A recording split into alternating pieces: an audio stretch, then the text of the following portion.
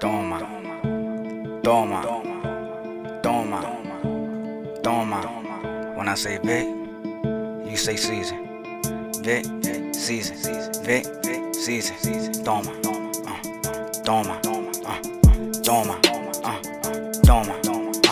Smash that light, then drop a toma. Smash that light, then drop a toma. Toma, toma, toma, toma. When I say Vic, you say Caesar. Vic, Caesar, Vic, Caesar. Toma, toma, toma, toma. Smash that light, then drop a toma. Smash that light, then drop a toma. Toma, toma, toma, toma. When I say Vic, you say Caesar. Vic, Caesar, Vic, Caesar.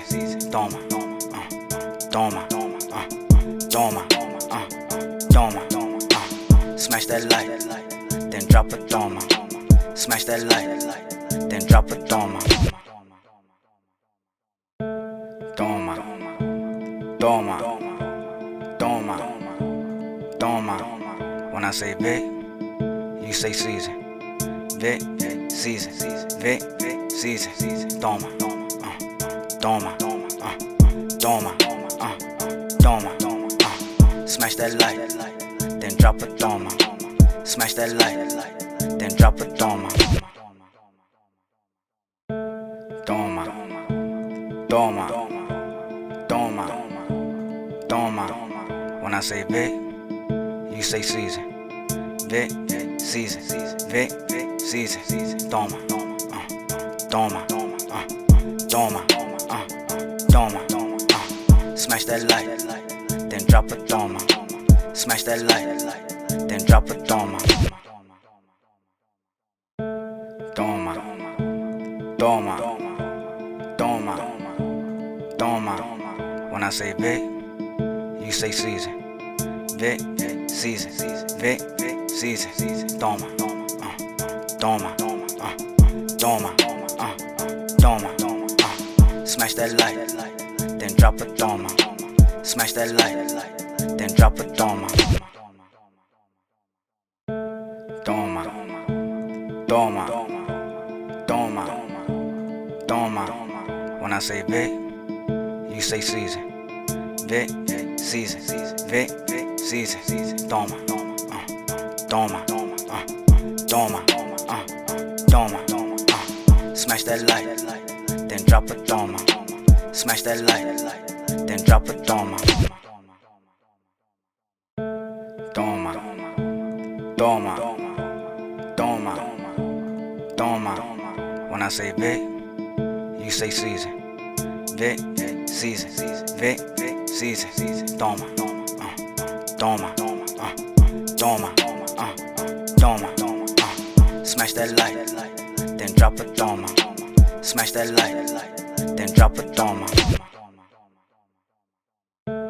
Toma, toma, toma, toma. When I say Vic, you say Caesar. Vic, Caesar, Vic, Caesar. Toma, toma, toma, toma.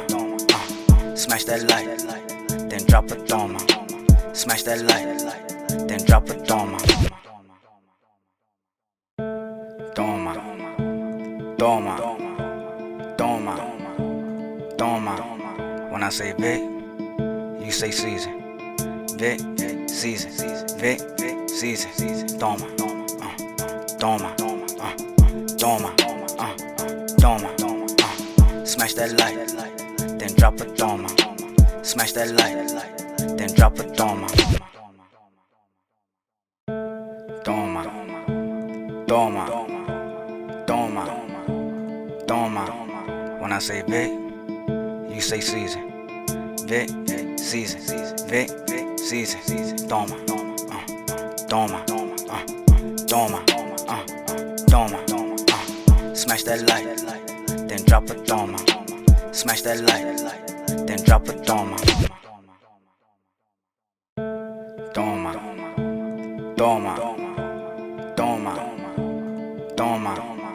When I say Vic, you say Caesar. Vic, Caesar. Vic, Caesar.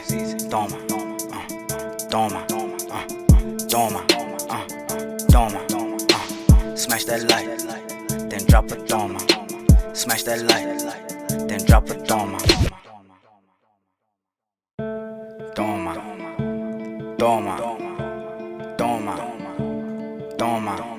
When I say Vic, you say Caesar. Vic, Caesar. Vic, Caesar.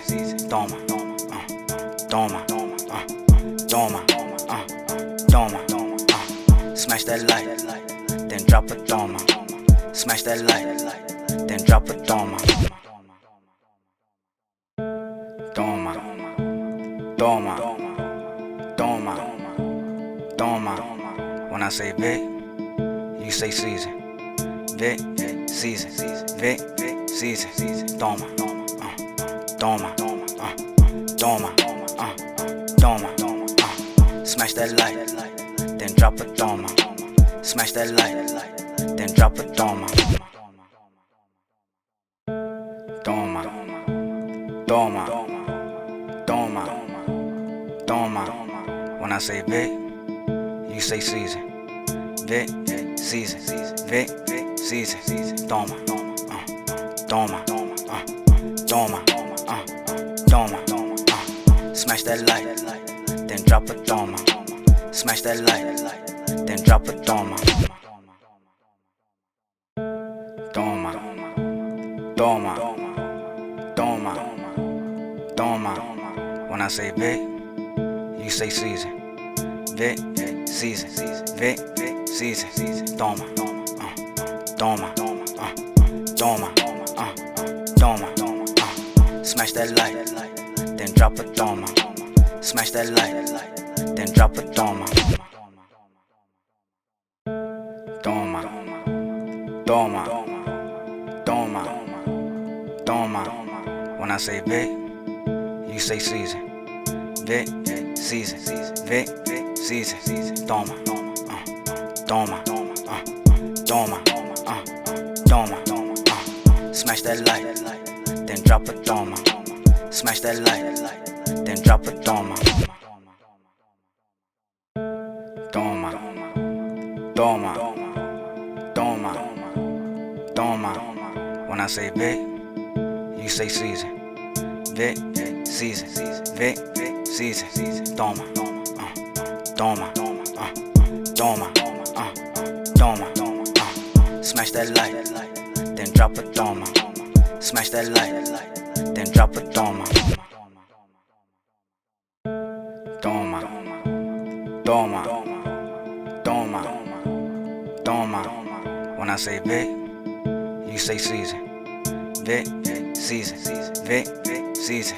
Toma, toma, toma, toma. Smash that light, then drop a toma. Smash that light, then drop a toma. Toma, toma, toma, toma. When I say Vic, you say Caesar. Vic, Caesar. Vic, Caesar. Toma, toma, toma, toma. Smash that light, then drop a toma.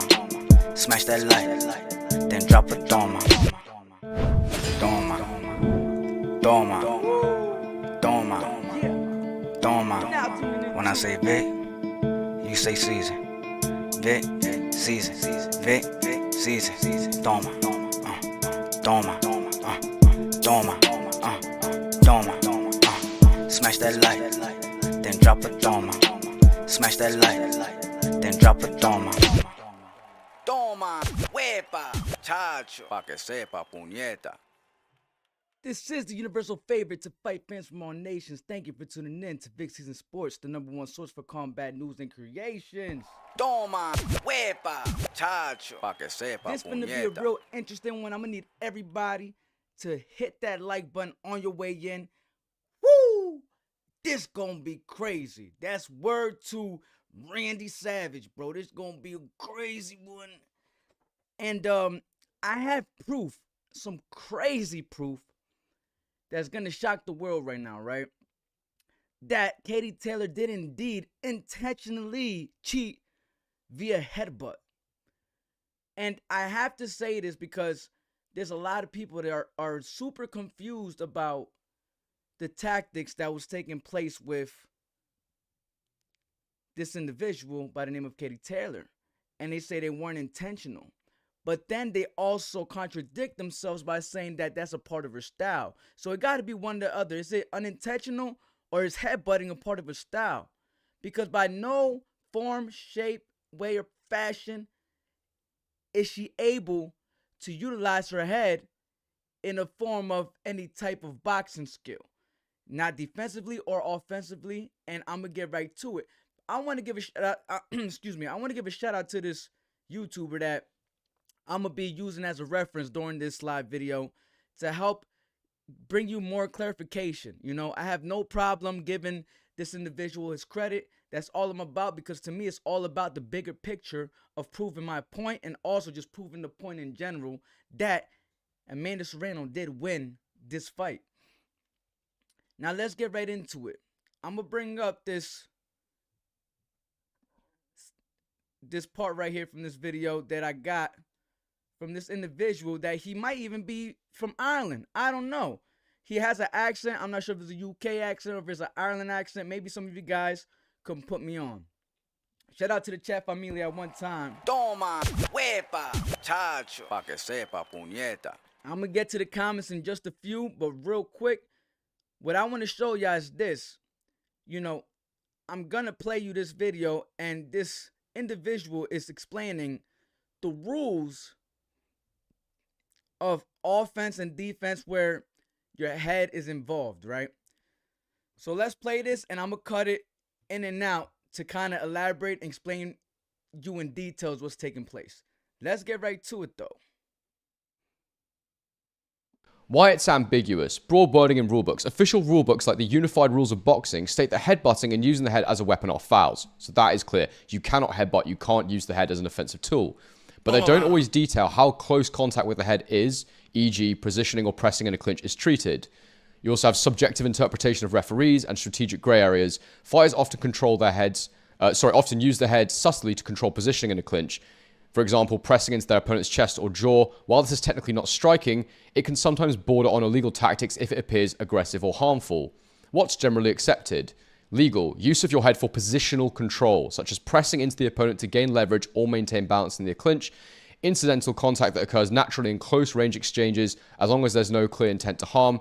And illegally, it would be used, the head would be used forcefully to strike or grind against the opponent. And obviously, intentional headbutts, even subtle ones, will almost always be penalized.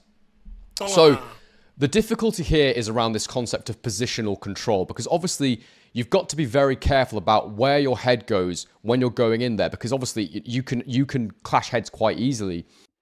So you remember that to utilize your head, everybody's reason for Katie Taylor using her head when they're defending her is she's utilizing for better positioning. It's a skill tactic that she's using, right? That's cool. This is why it's intentional, because it's an illegal tactic. You are not allowed to utilize your head for better positioning unless the head is placed on the chest or head or the jaw area. Chest or head jaw area. That's it. Chest or jaw area. It cannot be in the head. Now I'm going to show you this clip and you tell me what this looks like to you according to how those rules was explained. What is she doing? What is she doing? That's head. Look at better position to get in the head. Head, again, head. Utilizing her head to head. That's called an intentional headbutt. You cannot utilize your head for better positioning. Are you kidding me? So my thing is, I understand that head clashes happen a lot, right? Especially when unorthodox and we have southpaws come together, right? This isn't a situation like that. You can't tell me that that's caused from this right here. Let me play this back. Wepa. This has nothing to do with, look it, just pay attention. Everybody's saying that it has to do with positioning. with the southpaw versus unorthodox. This ain't the case here. What is that? What is that? Explain to me.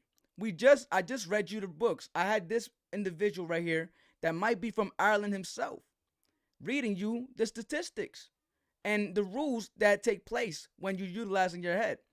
Now, I'm going to let this individual finish up, right?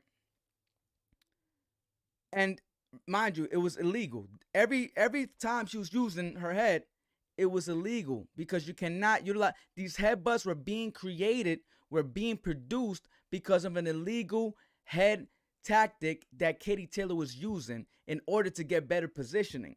Everyone says that, oh, so many Irish people that support her don't even know that they're admitting of her cheating.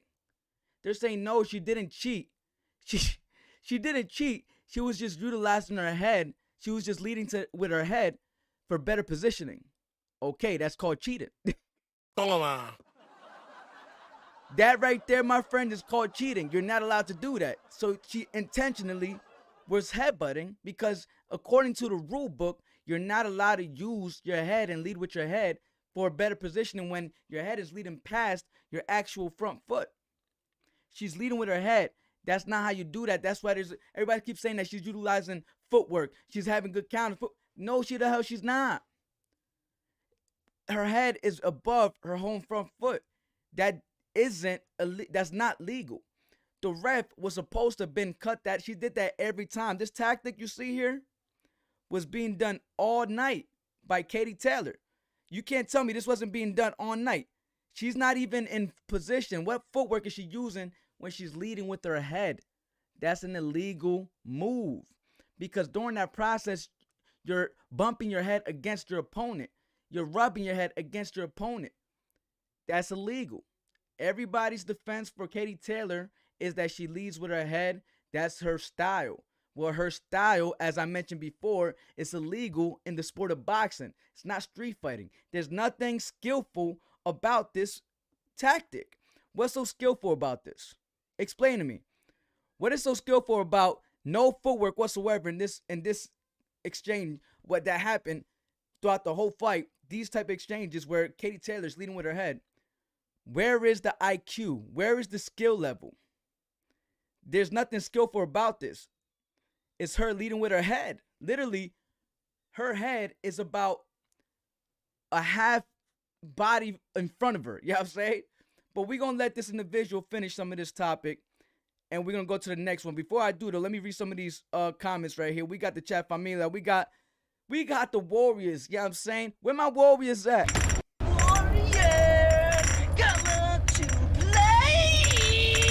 Saying if you watching right now, you haven't clicked the like button, then you a hater. And don't be a hater, be a congratulator. Because if you get caught slipping on this Vic season train that we running everything over, it's only reserved for the real. If we catch you slipping on here, guess what's gonna happen? This is Sparta!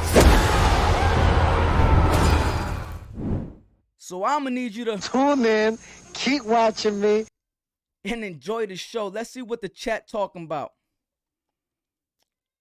All right, we said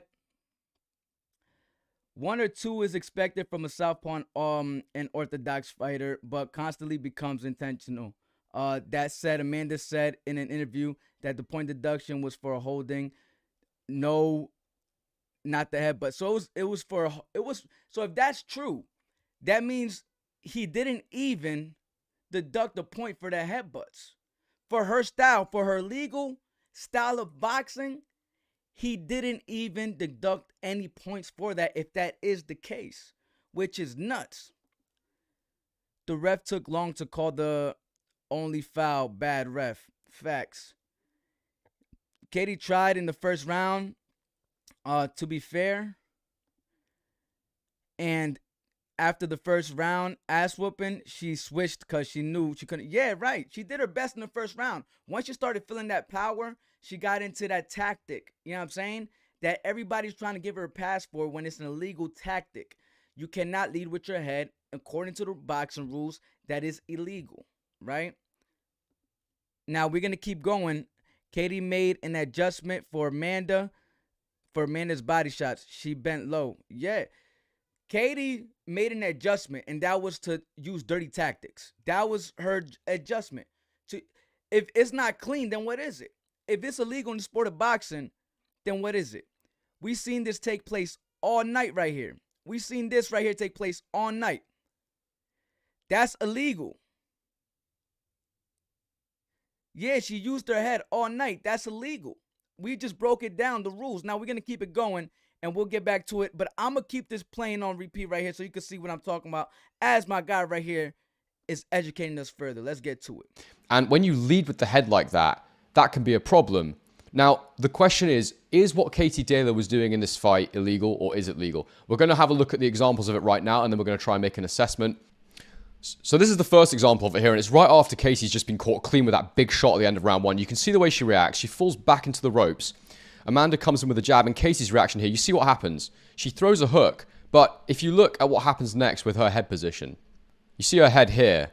If you look at where it is in relation to her front foot is down there. So her head is actually leading. It's beyond her feet. So you know she's going to try and clinch, but she engages first with the head, and this is the bit that I think was bothering people and that people were finding to be problematic. You see, she leans with the head there, and you see they have that little clash of heads straight away. Now, arguably, that's an accidental coming together, because if you watch what Serrano's doing, she's also throwing the jab and the backhand, and as you throw that backhand, your head is naturally going to come forwards, but it's the fact that if you look at where Serrano's head is here in relation to her lead foot, she's within her lead foot there. So I'd say Katie Taylor's more at fault here because she's led with the head to try and get into engage the clinch, and as doing that, she's come together and they've hit heads. Do you see that? Are y'all watching? Are y'all paying attention? Regardless if you getting your feelings and you say, oh, it wasn't intentional because that's just her fighting style. What I'm telling you, it is intentional because her fighting style is illegal. The way she's even going into a clinch, she's not throwing no punches, she's leading with her head into a clinch. That's illegal. You're not supposed to lead with your head. At least when you see people come in for a clinch, they're from a distance, and then they pull in with their front foot in front of them. You know what I'm saying? With their lead foot in front of them. Boom. You know, you do a little dip into it. You try to, no, that's not what she did. And it's not like she's going down to clinch. She's not going down to clinch. She's going right into it. Boom, jamming her head in. Pay attention, because a lot of people are butthurt, and all they could say about Amanda losing, they could only bring up the judges. They're saying the facts is the judge, this girl won, right? That's not a fact. Katie Taylor winning is not a fact. That's what I'm trying to explain to y'all. Because you're taking the opinion of the judges. Everybody has opinions, but the facts are the facts. So the only defense that I hear Katie Taylor say, their fans, is two things. One, that's a part of her fighting style, the headbutts, which is illegal. Right? Her fighting style is illegal. So by saying that, you're admitting that she did it intentionally. Two, they say that the judges seen that fight going Katie's way. So they say she won because the judges, right? But that's the judge's opinion. Look at the fight itself. Your eyes don't lie. Even if you don't believe in copy box numbers, you could look at the fight yourself. You could see that she now, if you wasn't educated before, now you know that she was doing headbutts illegally. Her fighting style is illegal, excuse me. So at this point, forget the judges. We know that the judges gave it to Katie Taylor, but who really beat who up in this fight? Who really beat who up? People say that Amanda took damage. No, she only took that headbutt. That's the only damage she had. Look at the damage on Katie Taylor's face in that post-press conference. Her face was pretty beat up. That post-conference, her face was really beat up. And she's not the one that initiated the headbutt. And Amanda's not the one that initiated the headbutt. We're going to have them keep going. Y'all pay attention. Get this education. And this wasn't the one where her eyebrow cut. This is actually the opposite eye that Serrano had the cut on. But you can see straight away Taylor taking the opportunity to lead with the head. And then again, you can see here, she sort of pushes in with the head. Serrano tries to punch her as she does it. But she's pushing in here and leading off with the head. And,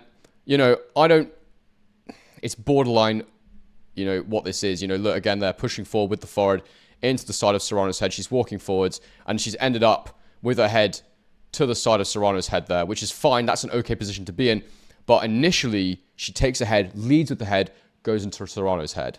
Now, this is just the highlights, so we won't even see all the instances of it happening here, but I'm just going through the quick highlight video to show you all the ones that are here in the highlight reel. So you see here, Serrano's back, Taylor up onto the rope, she's firing the jab in. So Taylor, not wanting to continue the engagement, slips inside Serrano's backhand, and immediately, you see here, she rushes forward. So, do you see what she's doing in that clip? Her head is way up in front of her body. She's not utilizing boxing skill to get into the clinch. Everybody keeps talking about her footwork, that she won because of her skills and her counters, but this ain't that. I could tell a hater when I see one, or someone that swears they know everything about boxing but be wrong as hell. We had somebody like Clarissa Shields bring up, oh, she had better skills, she was working better off the back foot. How is this working better off the back foot? They said, oh, somebody else had mentioned she landed the bigger punches in the fight. How, if Amanda Serrano outlanded her, and not only just total punches, she landed her also in power punches. So like I said, when we actually utilize education, boxing education, to see who won this fight, no Irish fan or any fan from Katie Taylor. The only reason I say Irish, because it seems like the only people that's really having these type of takes are casual. There's casuals all over, not just Ireland, for this record. Shout out to Ireland one time. Toma, huepa, chacho. I actually have members on my memberships that's from Ireland. Shout out to them. But it seems like there's a lot of Irish individuals, right, that are casual fans, and the only explanation they could give me of Katie Taylor winning is the judges. No education at all. No boxing education to prove how Katie Taylor won. Anybody that has Katie Taylor, no matter where you're from, all they could keep saying is that Katie Taylor had she was working good off the back foot. But this is proof right here. I don't care what experts say, whatever anybody say. There's experts, a lot of experts saying that Amanda won. A lot of them. And I'm about to show you that after this. But what I will mention is that everybody's giving Katie so much credit for how she boxed when she indeed is not even really boxing. The boxing skill that she's applying against Amanda Serrano is illegal. So for you to be a professional or an expert and say that she boxed clean in this fight would only make you a really uneducated type of boxer, and you shouldn't. Maybe you might have to go back to amateurs. That's all I'm saying. If you thought Katie Taylor had clean boxing in this fight, then I don't know how you made it professional, right? They should do boxing, like to become a professional, they got to start doing like permit tests or something. You know what I'm saying? There's too many professional boxers that have, not even too many, there's a few of the bad bunch, a few moles in that bunch, you know, that's saying that Katie Taylor actually won the last rounds when Amanda Serrano outlanded her, right? And they're saying that she boxed clean. How did she box clean if her style is an illegal style in boxing? Now we're going to keep going. Leans forward with the head. Look, again, she's led with the head here. You can see where her leg is here, and her head is well beyond her front foot. So the head is the furthest forward part of her body in this instance. So she's pushing forward that head to lean into the clinch. You see she gets into this position here, and from there, you see it frame by frame. She wraps Serrano's arm, and then she actually pushes in with the head there. Pushes to the side. And I don't think that's the one that caused the cut, but then you see here what happens here. See what happens. Again, she lunges forward with the head. Lunges forward. And pushes her head right into instance. So she's pushing forward that head to lean into the... For all of these experts, these boxers, we got Terrence Bud Crawford saying son, Clarissa Shields say son. You know what I'm saying? We even had Paulie I don't know what the hell. He even said son. And I'm gonna bring that up next because he was getting somewhere, and then he said that, you know, I had Katie winning because of son stupid there, like she had the better boxing skill or something like that, right? How is Paulie? That's why we're seeing everything is making sense. Paulie's saying this. Paulie, Soldier Boy voice, you heard? Paulie? We talking about Paulie? We talking about Adrian Broner stole your girlfriend, Paulie? Let's get back to my guy real quick. Clinch. You see she gets into this position here, and from there, you see it frame by frame. She wraps Serrano's arm, and then she actually pushes in with the head there. Pushes to the side. See? Pushes to the side with her head. And I don't think that's the one that caused the cut, but then you see here what happens illegal. here. Again, she leans. Look how she's lunging. This is, Are y'all not seeing this? now this is just the high Serrano's backhand, and immediately Look you how see she's here she lunging. rushes forward. So leans forward with the head. Look, Peep that. again, she's led with the head here. You can see where her leg is here, and her head is well beyond her You're front telling me foot. that's So not the head is intentional? the furthest forward part of her body in this instance. So she's pushing forward that head to lean into the clinch.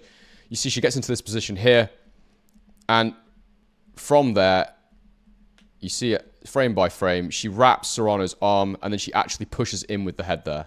Pushes to the side. Look at it And again. I don't think See? that's the one Boom. that caused the cut, but then you see here what Again. happens here. Again, she Boom. lunges forward with the Again. head Leaning with it. and pushes her head she right doing into that? Serrano's face.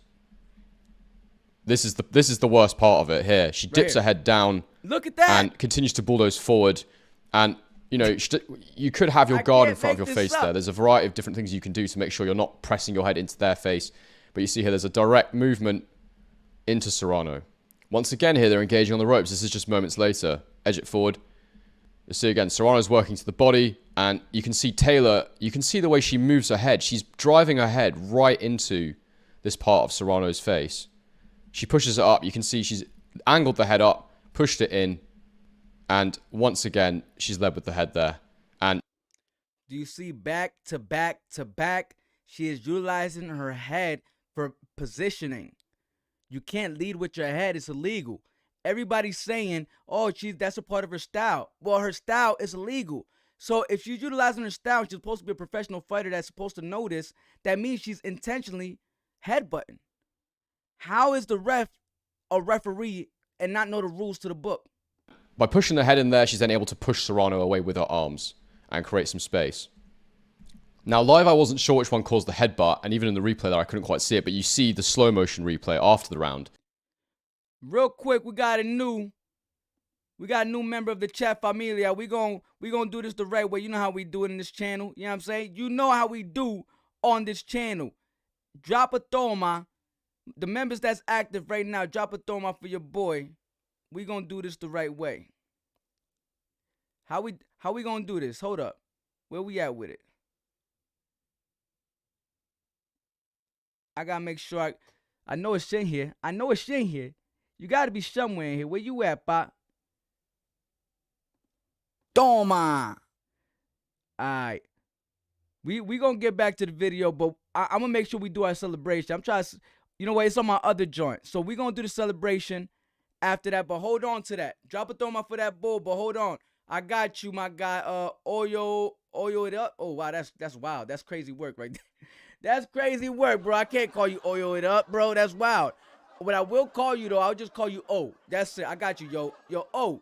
We gonna get you in a few. We gonna finish this up, and we're gonna make sure we give you that warm welcoming like we always do to everybody that enters the Vic Season Cartel Familia, whichever membership you pick. Real quick round of applause to you for joining. Let's get back to the video, and we'll go make sure to give you a warm welcome after we're done with this segment. All right. And this is the one that causes that vicious cut. So Serrano throws that jab. Taylor tries to hook around the jab with her lead hand. And as she swings her backhand in, her head comes up here. And that's where it makes the connection. And again, you can see the issue here is even when Taylor punches from time to time, her head will be the furthest forward part of her body. And by putting her head into that position, it blinds your opponent to a degree and it allows you to swing shots in around the outside of your head. So I think that this is a stylistic thing that she does to try and get shots in. It allows her to be close and blind her opponent while at the same time throw shots. Mm-hmm. And you can see instantly there, Serrano grimaces. And again, you know, Taylor has the clinch, which is what she was looking for, but leads with the head to get there and throws punches at the same time around her head, around. So look how dangerous this actually is. Understand how dangerous this style Katie Taylor's using. Not only is she leading with her head, but how can you hit the front of the face when you're leading with the head and now you're throwing wider punches? The reason why that's dangerous is because the chances of you landing behind the head shots that's even more legal, you just made it much more possible to really hurt someone on a longevity basis. Do you see what I'm saying? When you lead with your head like that, the way she's fighting, she's leading with her head and she's trying to throw punches while her head is attached to Amanda Serrano's head. The chances of you hitting the back of the head is more likely. So I'm sure during this process, she might have hit Amanda back of the head a few times. That slipped in there. That wasn't enough for the referee to catch. Like, okay, no, that was just a. But she's leading with her head. That's why that style's illegal. Because not only does it, not only is the chances of getting a headbutt even more possible when you fight like that, but how can you be on the offensive level and have this IQ that everybody speaks of Katie Taylor when you're fighting in that type of style? That's already illegal. How do you hit? It's not. How's that clean, right? We're going to keep it going. So sort of the face is the... And, hey, yo, you good, Papa. You ain't got to change your name, but that's hilarious. You know what I'm saying? It's all good. It's a troll name. It's funny. You know what I'm saying? It's not my type of name. But it's funny as shit. I had somebody else on here. The name is Jack, and then how you spell their last name is Meov. So it's Jack Me Off. I didn't even realize it. Pause. I didn't even realize it.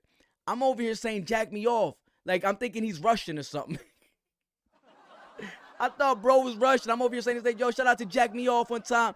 And then after I said it like 3 times, I said, hold the fuck up. Hold up, bro. He had to change this shit for real. But now for the record, bro, oh, you good. You ain't got to change it. You good, Pop. That's hilarious, though. That's hilarious. Furthest forward part, and it's like that. I mean, the antidote to that really would be a straight 1-2 down the middle, but she does it when she's at a very close range, so it's very difficult to land on her when she's doing it. And then you can see that shot there of Serrano's eye, and it's absolutely grotesque. It's a horrific cut. And she sort of dabs at the eye, shakes her head. She's fuming. And you'd be really upset. You know, you need every advantage in a fight that's this close. Anyway, the fight continues, and Katie Taylor continues to lead with the head from time to time. I'll show you here. Eventually, it results in the point being... And she continues, right? She continues to do it. ...deducted. I should just pause for a minute and comment on the fact that the doctor allowed this to continue. Fair enough, because she got through the fight, but honestly... that was a very, very bad cut. It almost reminded me of the one Vitaly Klitschko had against Lennox Lewis. You know, in the slow motion, you could see the gash sort of bouncing, and it was absolutely awful. A seriously bad cut, and I'd be surprised if that doesn't open up in future fights now. That's another point that gets me pissed off about this ref, about everybody. Why are they asking, after the 4th, why are they asking if she wants to continue? They want Amanda Serrano to say that she cannot continue. Do you see what I'm saying? They want to ask Amanda. Listen, man. They're telling Amanda Serrano if she wants to continue to fight with that big-ass gash in her head, right? They want to strip her from that victory the best they could. The doctors should have... What's up with the doctors? You seen that cut, and now that we know, that wasn't it. They were supposed to know this, though. They're supposed to know. The ref's supposed to know this. They're supposed to know this. The ref's supposed to translate the message to the doctors. Yes, it was an intentional headbutt. You know what I'm saying? It was intentional headbutt. Her style is just dirty. It's illegal, and she still uses it. It's intentional. I already deducted a couple points, but now we're at this point. What should we do? You know, can she continue? No. Then from there, it should have been a disqualification. You want to be honest, but that's not true. I don't consider that being a warrior. Like, I respect Amanda finishing that fight like a warrior. I would still been okay if she stopped, and because her health comes first. But I respect the fact that she was a warrior and said, I want to keep going. So I wouldn't even like them to say, you know, that's disqualified Katie. Now, I wouldn't even want the victory like that. Take it to the scorecards at least, though. At least take it to the scorecard so we don't have to keep putting a female fighter through the storm with a fighter that is not even fighting fair, right? And Amanda still laced her up only for judges to give their wrong opinions on this fucking fight, bro. It don't make no sense, right? We're going to keep it going. How severe that cut was. But fair play to the referee. She managed to... Make sure to click that like button, share with your friends, family, social medias, all that. We will be opening up the public chat for everybody, for subscribers, of course. So make sure you're subscribed and then come in and join the chat. But we're going to wait until we're finished with this session. And I would like to hear just the masses of the chat from my subscribers. We're going to do that for a little bit, and then we're going to go back to members only, so stick around. Get through the fight seemingly without causing any further damage to it, but I was surprised when it continued. I really was. So this is another moment here where they're exchanging. They're very close together, throwing shots, slipping each other shots. Then you can just see Taylor just pops up with the head again and, you know, comes into that close range. And once again, the head is the furthest forward part of her body, comes into the clinch, and you can see nothing really happens there. But look, she turns her head in again and look, you see how she doesn't make a connection there. But it is just something that she ends up doing a lot. And look how close the heads are together here, touching. Look how close their heads are there. Why isn't the ref saying, yo, she's leading with her head? There's nothing IQ, skill, technical about this situation right here. Nothing. Nothing. See, when I debate with Katie Taylor fans or anybody that just hates on Amanda Serrano, they can never provide me true reasons on how Katie Taylor won that fight. They can never provide me with boxing education on how Katie Taylor, my bad, not Amanda Serrano, how Katie Taylor won that fight. They can't provide me with any information, valid information, any boxing education. They can't provide me any of that to tell me and prove to me how Katie Taylor won this fight. The only thing they could say is the judges. That's all I heard people say, the judges. Or the judges said the judges thought so. So you're relying someone's victory, knowing that you've seen the fight, and you're relying on someone else's opinion on how they viewed that fight. You're just going to throw away boxing knowledge, education. You're just going to throw all of that away, sacrifice it for 3 judges' opinion that clearly got it wrong. That says a lot about y'all, man. Make sure, listen to my guy real quick and power up these likes, man. Power up these likes. There's 43 people watching right now. If y'all want me to open up this subscribers chat, the goal is to at least get us to 40. We 25, there's 43 people watching. I want to open up the chat to the subscribers. If y'all could do that, once we hit 40, I will make sure to open it up for everybody to comment. But we have to hit that 40 first. So make sure to hit that like button. Make sure to hit that like button. We're going to get back to the video. And that is because Katie Taylor, again, look, her front foot is about there. So, you know, her head is well over her front foot. And you could argue it's just part of the way she fights. But should she be allowed to do it? That's the question. Should she be told off more for having her head as the furthest forward part of her body in these exchanges? It certainly makes it dangerous for the opponent, and we saw how bad that cut was. Again here, mid-exchange, Taylor lands a hook and fires in the backhand. Now, the issue with this situation here for Taylor is she doesn't want to sit in the pocket with Serrano. See? Where's all this boxing knowledge and education and all this thing coming from her? Where's this coming from? Where's this coming from her? You know what I'm saying? How in the hell are you guys giving her so much credit, but she is not utilizing any of her skills? She's not even sitting in the pocket. Y'all acting like she's sitting in the pocket. She's on the back foot. No, she's not sitting in the pocket. She don't want to sit in the pocket. She's rushing with her head because she knows she can't exchange. When she did exchange, she started doing shit like this. Real quick, we're gonna give you a good warm welcome, bro. And be patient with me. We almost getting through this. Keep clicking that like so we can open up the chat for all you subscribers. For now, we're at 31. Wait until we get to 40. Once we get to 40, I will open it up. We got 46 in the chat right now. We should at least have 40 likes right now. So I'm going to continue this video. Once I see, I'm going to pay attention. I see it at 40. I'm going to make sure to change the setting to have all my subscribers join in on the chat. Let's go. But shout out to my guy. Drop a thumb up for my guy. Shout out to my guy right here too, man. Shout out to Jonathan Allende one time. Toma, huepa, chacho, pa que sepa, puñeta. You know what I'm saying? Make sure to drop a thumb for Oyo It Up. I mean, I can't say Oyo It Up. Shout out to O. Drop a thumb for O one time, man. Let's keep this going. And the reason that she keeps doing this thing where she leads with the head is because the safest place you can be is either all the way in or all the way out. So she's choosing to be all the way in. And she gets all the way in by leading with the head, getting there as quickly as possible, going with the head flush. And the opponent was going to want to avoid that. So you see she pushes into the side of the head there.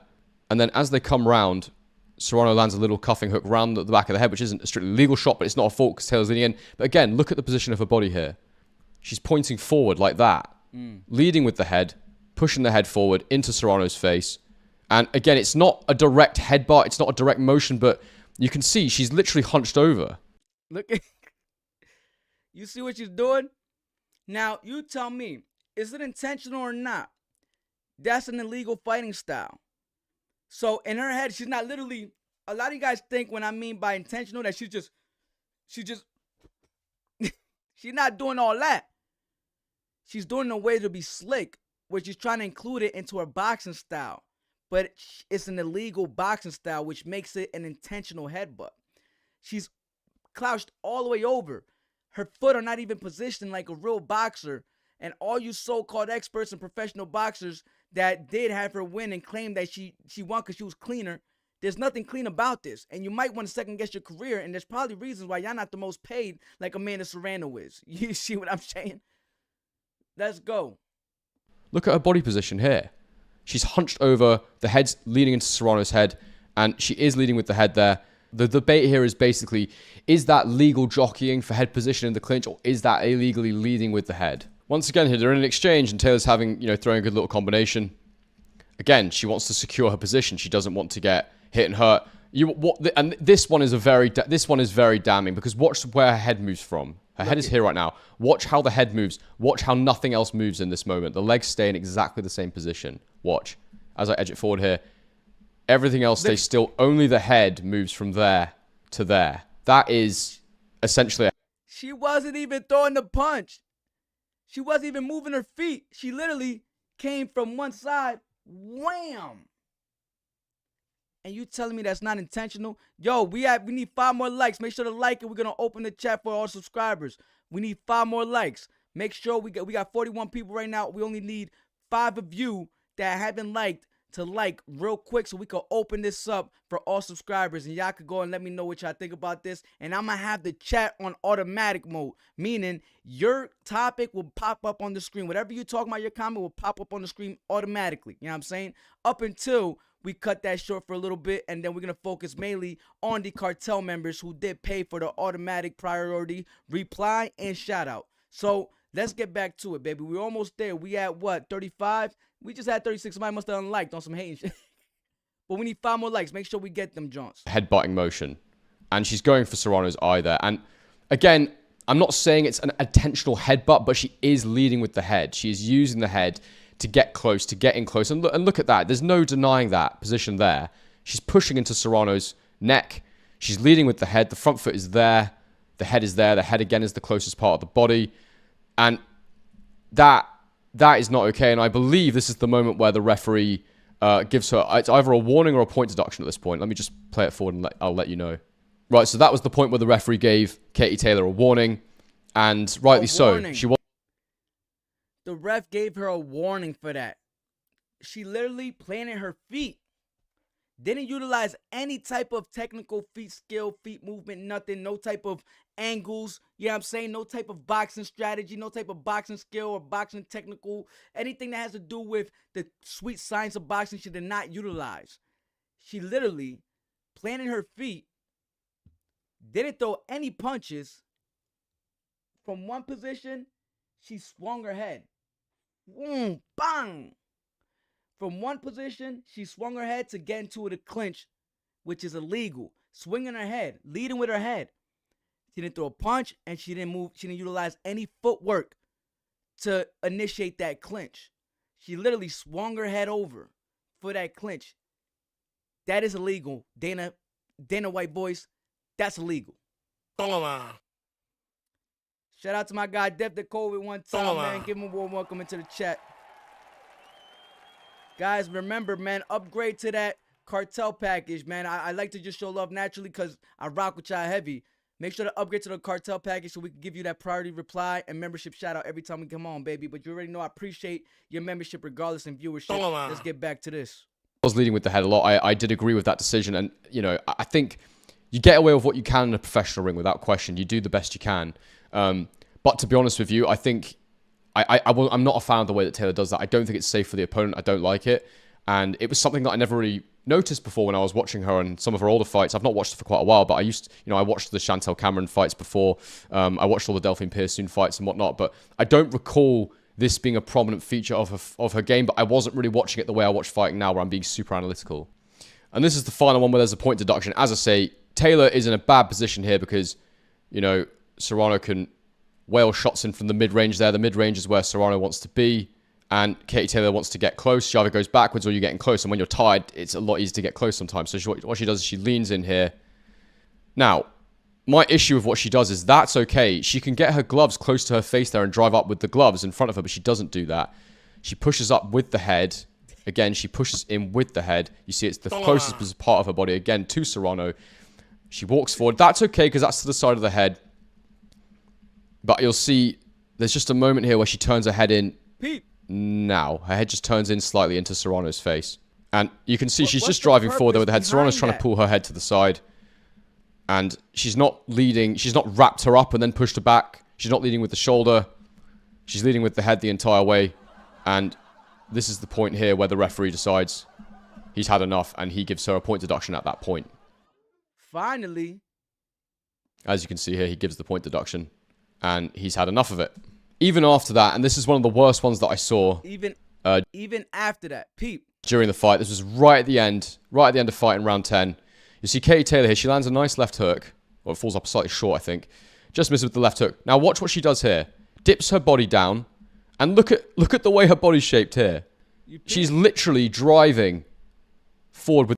Look at that. That's what's playing on the right side right now. But look at that view where he's talking about.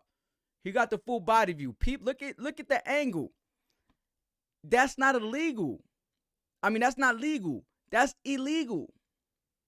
What don't y'all casual fans understand? I swear I could... Listen, Stevie Wonder could see how illegal that was. How the ref not even see that? The head. That's all she's got on her mind there is get the head as close to her as possible.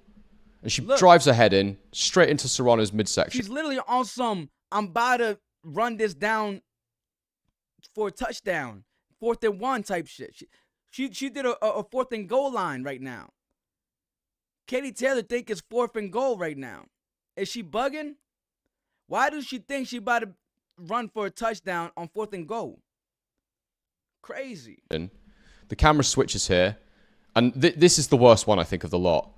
And straight up with the head here. Straight into her face. Then you see she sort of wriggles her head side to side. She even going up and...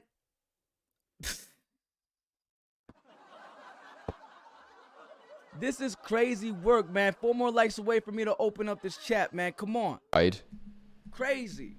And I think that's the worst one of the lot. Falls forward with the head right into Serrano's face. Walks forwards with her face in Serrano's face, where that cut is as well, on that side of the face. Referee comes in to break it. But you see there, look, she's still pushing forward. She's still using the forehead to push forward. And I think that's the worst of the lot, actually. Obviously, it didn't cause as much damage, but I think that's the worst of the lot. So, she should have had another point deduction there, in my opinion. Now, we've looked over those. There was probably even more of them during the fight, but as I said, I've just gone through the highlight video there of the 10 rounds. And I really think that the way that Katie Taylor was leading with the head there was not good. We don't even got to see no more. Listen, we about to open up this chat. Toma. We about to open up this chat, baby. Toma. Shout out Toma. to my guy. You know we got to welcome you. You say season. We got a new member. Season. Season. Toma. Toma. Drop a toma for your guy. Give him a warm welcome to the familia. Smash that light, then drop a toma. Smash that light, then drop a toma. Toma, huepa, chacho, pa que sepa, puñeta. Thank you for joining the realest.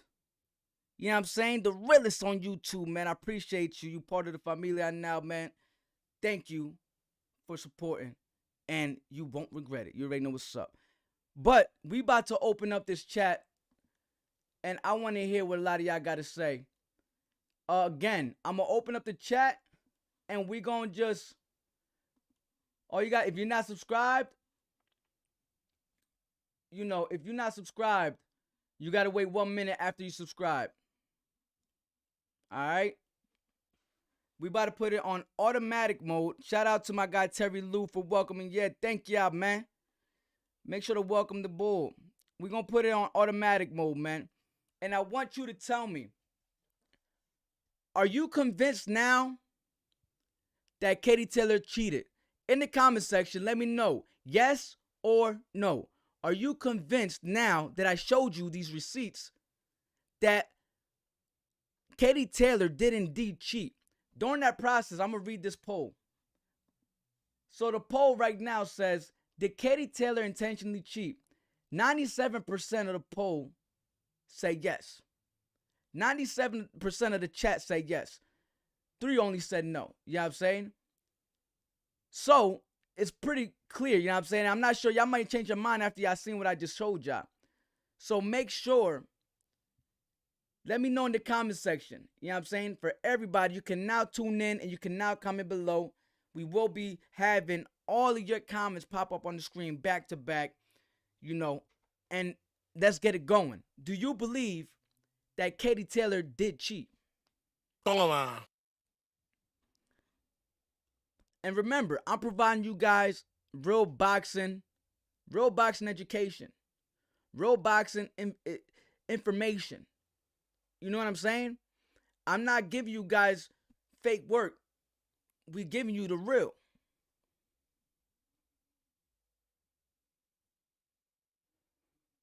Yup, hell yeah. The chat is speaking. That's what I'm trying to tell y'all. Yes or no, did Katie cheat? Let me know. Everybody comment down below. We'll change this in about 20-30 minutes, about back to the members only. In about 15 minutes, we're going to just respond to the cartel members. But I want y'all to know right now. Let me know. Do you believe now, after seeing what I just showed y'all about Katie Taylor, are you convinced that she has now intentionally cheated? Considering that her style's illegal and she repeatedly done it several times where it's on 4K, where she literally leading with her head and then shaking her head onto Amanda's head, where she's utilizing no footwork, no angles, no bobbing and weaving, no rolls. You know what I'm saying? No checks, none of that. She's just leading with her head.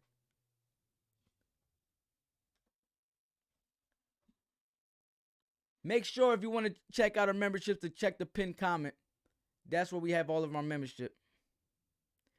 It's women. What do you expect? Right. But I can't believe that's wrong. You know why? Because Katie did that, not Amanda Serrano. Toma. Yes, women. I expect that from women that don't know how to box. I expect that from non-boxing women, non-professional boxing women. I expect that. Not from professional boxers.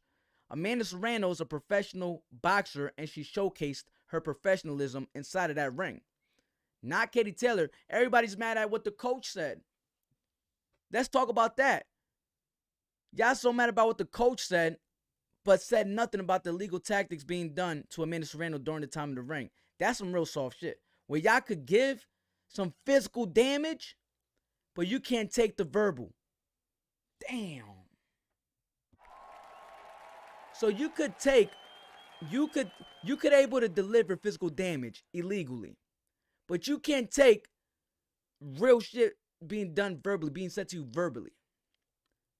You could physically harm somebody, but you don't have the heart or the skin, the thick enough skin to be able to accept the real when it comes in a verbal form. Toma. That's crazy work. Everybody's saying she intentionally cheated back to back to back. She did it. It was obvious. When it comes to the Irish, they travel well and spend big bucks. I wonder if that was why the ref was so lenient. We don't know. At this point, I don't even know. Everything says that she cheated. We could have anybody on the board, right? Anybody on the chat. If you believe Katie won fair and square, come up on here and let's have a friendly debate, right? And I guarantee you, for any reason you say that Katie Taylor won, I have visual proof in 4K that Amanda Serrano topped it. You want to say, oh, her boxing skills. false. I got 4K proof that she didn't use boxing skills whatsoever to win.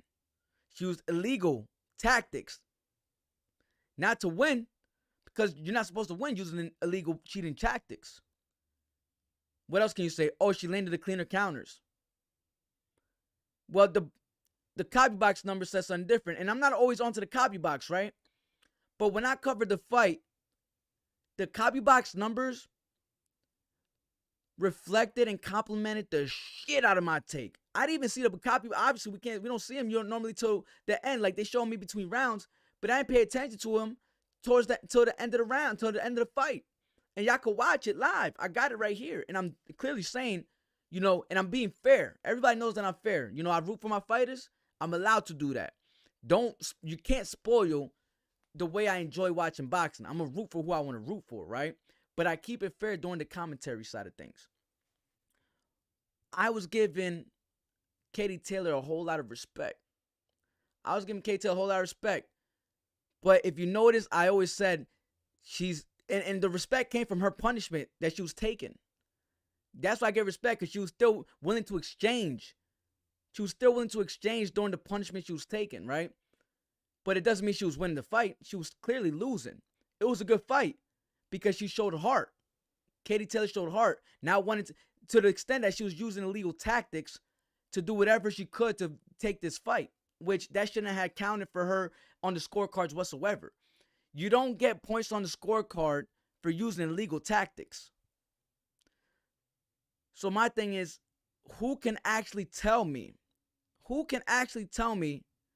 utilizing the rules and guidelines of boxing and boxing education to tell me with proof that Katie Taylor won this fight without saying the 3 judges' opinion on the fight? Because just remember, the judges, it's an opinion. They're going according to who they believe won the fight. Maybe they thought it was a real fight, so they're like, oh, well, she got a cut on her head. It's a real fight. Headbutts a lot of happen. It is what it is. But it's a professional fight. And she was using illegal tactics. And Amanda Serrano was still washing her up, breaking the record for most landed punches in history of a female boxing. So my thing is, how did they score that fight? How are they counting punches that are done illegally? It don't make any sense whatsoever. I'm told you I'm cooking up, man. When it comes to the Irish, yeah, man, shout out to the Irish, but yeah.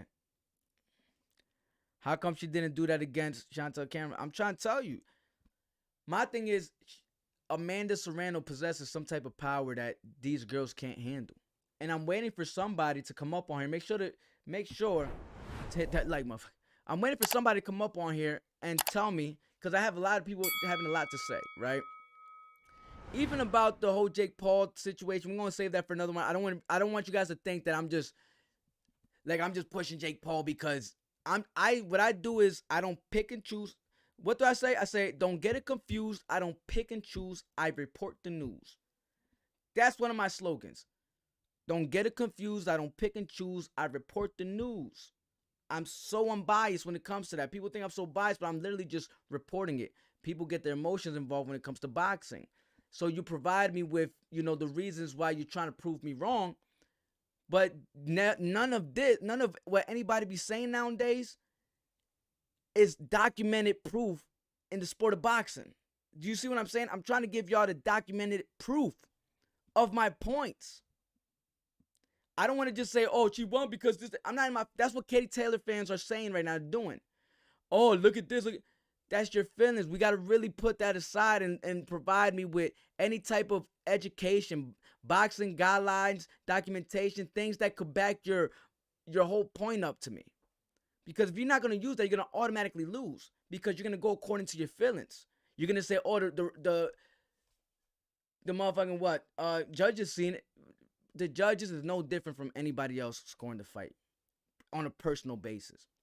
When you have the broadcasters, when you have the whole entire arena, when you have experts, celebrities, professional boxers, all saying that Amanda Serrano got robbed, and the only ones that are going for Katie don't really have proof behind the reasons why Katie Taylor won. They don't have no type of proof or anything why Katie Taylor won.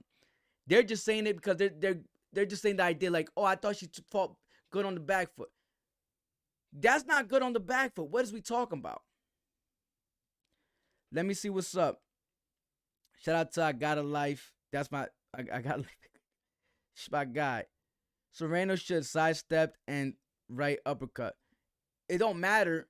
What Katie Taylor should have done is not use illegal tactics. Why are we talking? This is my problem with y'all, man. Why are we talking about what Amanda should have done and not talking about what Katie Taylor shouldn't have done? Toma.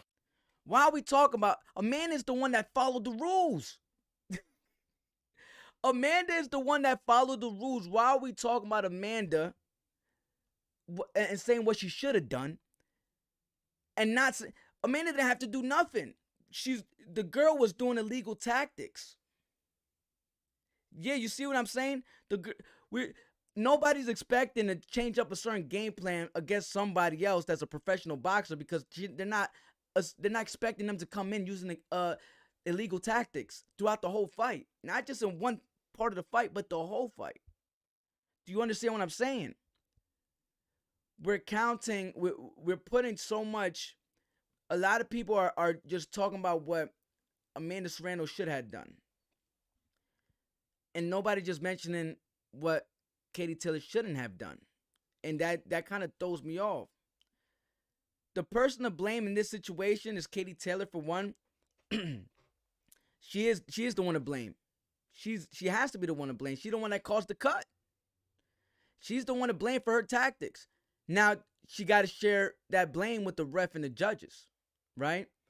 Because the ref kept, at the end of the day, at first my take was like, we can't blame Katie, right? She's doing what she has to do to win by a cause. I understand. I definitely get it. But I don't agree with it. And the fact that you did it repeatedly makes you a part of that bunch of you being a cheater. And you playing a role of how this decision went. Katie Taylor cheated. The ref cheated. The judge cheated. They didn't just cheat Amanda Serrano. They cheated the boxing world and they cheated history. That's I don't care what the judges think. Fuck what that's just their opinion. My problem is that this is going to be documented in the history. Unless we could do something about this, and I'm sure we could petition this up. I'm still working on this. I want to do it. I just want to make sure I do it and it gets done right. You know what I'm saying?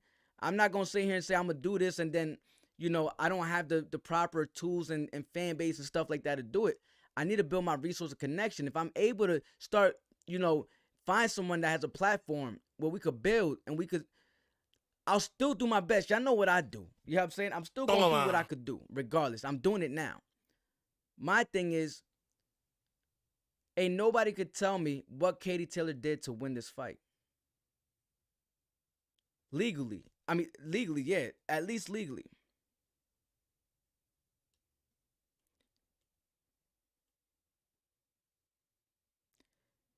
Why so much time in this broads?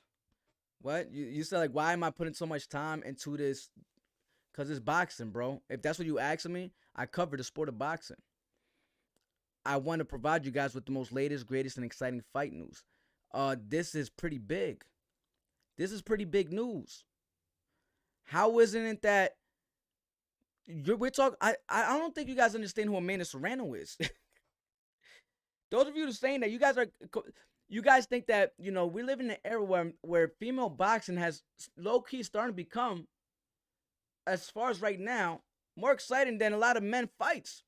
Because a lot of the best ain't fighting the best. And we literally had a fight where the best was fighting the best, and we got stripped of a legacy. Look how great Amanda Serrano is. If she won this fight, if the judges, if they got it right, documented wise, because we all know that right now, Amanda Serrano is the 8th division undisputed world champion, 2th division undisputed world champion, right? She's 8th division world champion and a 2th division undisputed world champion. We know that's what it is, right? But on documents, they stripped her of that. That's my problem. That's history. Amanda was going to tie up Pacquiao if they documented this shit the way they were supposed to, according to how that fight went. 8-division world champion. Time Pacquiao. 2-division undisputed world champion. They stripped her of that, and guess what though? Somehow Amanda Serrano still found a way to be great. Somehow Amanda Serrano still found a way to be great by breaking a record. You can't, God don't like ugly. Even when politics got involved with Amanda Serrano and stripped her from her victory that she rightfully earned, guess what?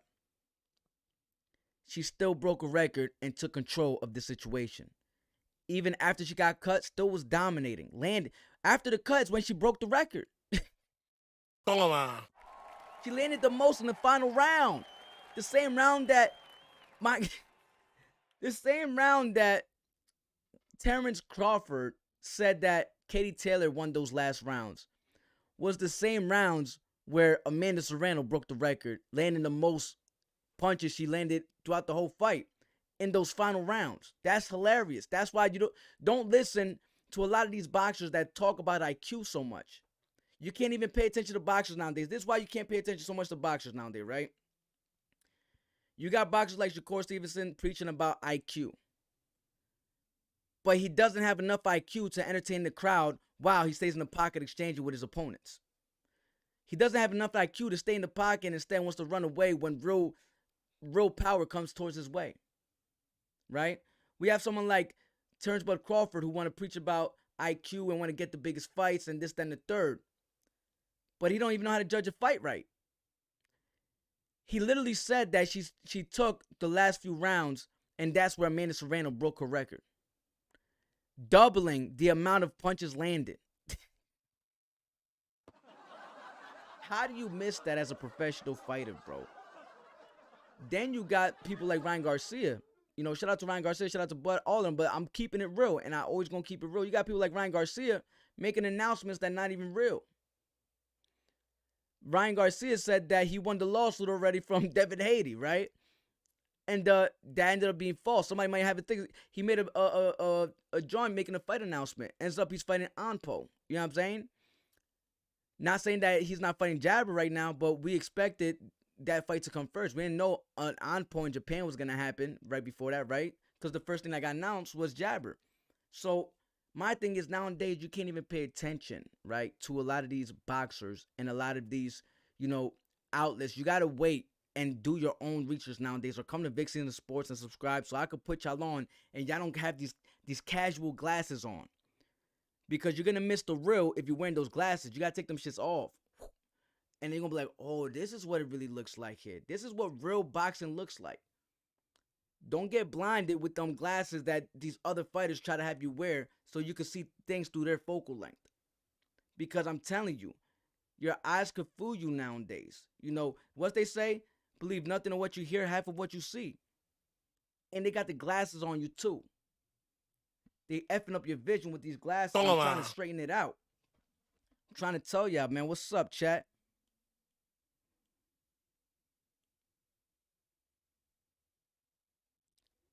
Yeah, right. Eddie Hearn behind Katie Taylor. You're absolutely right. We heard about, like I told y'all, this is my conspiracy theory, right? And I'm not going to say this is the facts because I'm not trying to be here getting sued and shit. You know what I'm saying? But this is my conspiracy theory of the situation. Everybody knew what was going on, from the doctors, Eddie Hearn, the judges, the announcer, and even Katie Taylor, which, shows how it started. Like, they were not going to leave without a victory. I'm convinced if Amanda Serrano knocked Katie Taylor out, they would have found a way to reverse that. They would have done something slimy, dirty, whatever they could to not let that happen if Amanda Serrano knocked her out. I guarantee it. Amanda Serrano was not going to leave on a documented victory. She was not going to leave. Her name was not going to get announced no matter what. I'm fully convinced. And my thing is, starting with Katie. Katie couldn't do it, right? So the ref had to do his best. The ref was hoping that she wasn't going to continue. She decided to continue. The doctors came in. They was like, yes, you can continue fighting, but do you want to continue, right? They couldn't get it done, right? We go to the judges. Now we're going to the judges. The judges are probably like, damn, how do we do this? We're going to have to just, how is it that every judge had it the same? 95, 94. On a fight like that, where a point got deducted even. It got so bad where they at least had to deduct 1 point because they knew it was going to look way too rigged. And when they got the calls, I low-key feel like the judges did get it right. But I feel like Eddie Hearn, like I said, this is my opinion. Again, this is my opinion. I believe that Eddie Hearn got a hold of those cards before they made it to the ring. Or talk to the announcer to change the announcer's life. Maybe the judges didn't get it wrong. You know, remember, boxing is not a sport where they have to submit their scorecards every round. They hold on to them to the end type thing. You know what I'm saying? They don't announce them. They announce it at the very end. They want to surprise you. Why does it have to be a surprise? Why does boxing have to be a surprise? Why? Because there's room for corruption when you're able to surprise somebody. That's why it's a surprise. Because you think somebody's going to win. Surprise, motherfucker. French fries, motherfucker. Surprise, motherfucker. You lied, motherfucker. Motherfuckers lied. You know what I'm saying? They make sure that there's holes for corruption when they have the surprise announcement. My conspiracy theory is that Eddie Hearn got a hold of that announcer and said, listen, 94, 95, meet me in the back locker room. Toma. 94, 95, unanimous decision. Katie Taylor, then meet me back in the room. I got a gift for you. Toma. That, to me, it sounds accurate to me. They did everything in their power to get Amanda out of there. Katie, the ref, the doctor. Eddie Hearn came in the picture before they was able to announce it. Somehow got to the announcer. 94, 95. Unanimous decision, Katie Taylor. I'll meet you in the back locker room. Toma. This is sickening, man. It's sickening because I'm providing you guys the receipts, and casual fans will continue to say, keep crying, keep doing this, but they're never saying anything that's going to back up their point with boxing education, with boxing rules and guidelines to prove that Katie Taylor won. The ones that did, it backfired every time because you have to have proof behind it. Not only is it documented through the copy box numbers, but your eyes don't lie. We're watching the fights. In addition to that, we're seeing the legal tactics being done right in front of our faces. Now, you guys could sit here and say, oh, this, that, and the third, that's the way she fights. But again, you're admitting my point that she's intentionally cheating if that's the case. Let's take a look right now at what we got over here with the poll. We still got 94% saying that Katie did cheat, according to the information I just provided. I noticed this time, if you notice this time, there's people that voted for Katie, right? But if you notice, nobody is challenging me in this comment section. Isn't that crazy? Back then, everybody was challenging me. Look at who's... So, Edward, how did she lose? Without you saying that the judges, right? I'm gonna give you a shine real quick. I'm gonna give you a shine, and I would even love to live debate you if you like. Because you're saying, bro, she lost already, get over it, right? That's what you're saying. So without you saying that the judges, right? Without you saying that the judges gave it to her, that's why she won. Because again, that's going off opinion. You know what I'm saying? If you're saying that's a fact that she won, that's you just going off of somebody else's opinion. But let's see who you are as a boxing fan. Let's see if you're a casual fan or not. Let's see how you could provide boxing knowledge, boxing rules and regulation, boxing education to prove your point that Katie Taylor did in fact beat Amanda Serrano. Can you do that?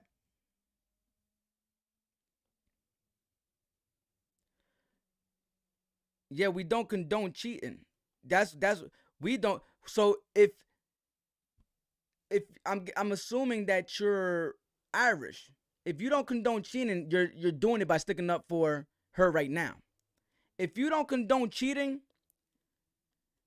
Now we're gonna do the members only chat because and I'm gonna give Edward. You're gonna be one of the victims right now.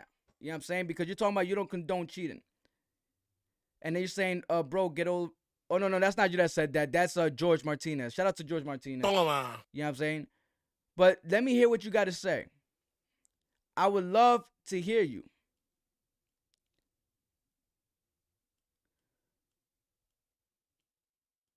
Because I'm not going to go reading comments, and I want you to let me know you utilizing the box. I'm going to give you a 60-second clock right here. You know what I'm saying? Here it goes. Boom. 60 seconds, I'll give you the comment down below, right? Before I move on. If you're not able to get it together in 60 seconds, then I'm moving on. Don't say anything emotional because you're just going to prove my point, and I'm going to say gotcha. That's it. If you say anything that's emotional, like get over it, you're a sore loser, you're this, that, and third, all that, the whole chat's just going to look at you and laugh and say, gotcha. I knew they couldn't back it up with any true boxing because all of her fans are casuals. All the Katie Taylor fans and Clarissa Shields fans are casual fans. They don't even watch boxing, let alone women boxing. They don't even watch male boxing, let alone women boxing. But they see a fight that was free for everybody on Netflix, and all of a sudden they turn into motherfucking the biggest analyst in the world, right?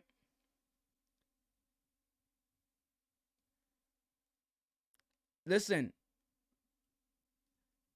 What you mean we got over Ryan and Devin? I'm waiting for you to tell me your proof. You're saying she lost, so I'm waiting for you to provide me without mentioning. So are you able to do it or not? Let me know. How am I stuck with my emotions if I'm providing you the facts? See what I'm saying? This is the individual that's stuck on their emotions. Do you see what I'm saying? Look it, I'm gonna have to do this to you, bro. Gotcha, bitch. I got him. Gotcha, bitch. What I tell you, they was not gonna respond with actual boxing education, boxing rules, with the rules and regulation, boxing knowledge. All they do is say, get over it, she lost. This, that, and third. The judges got it right. This, that, and third. Again, you're relying on, you might as well let the judges run the train on your ass. Yes. Y'all forgot to be your own person. You forgot to use your own eyes, your own brain. You want to rely on judges for everything, bro. I don't understand that. In the sport of boxing, I don't understand how fans could just sacrifice their integrity and their honor only because they want to support a fighter that really didn't win the fight, that cheated. And I'm asking you to provide me with logical information, with proof behind why you say that, outside of saying that the judges got it right. Because that don't back up your take on the professional level, on the boxing rules and guidelines. So I'm waiting for that. The clock's gonna finish. If you can't think, then that's it. If you can't come up with anything more than that, you got 15 seconds. I'm gonna wait. If you can't come up with nothing, then I'm gonna have to let you go, bro. All you're saying is you think I'm stuck with my emotions. I'm chilling. I'm waiting for you.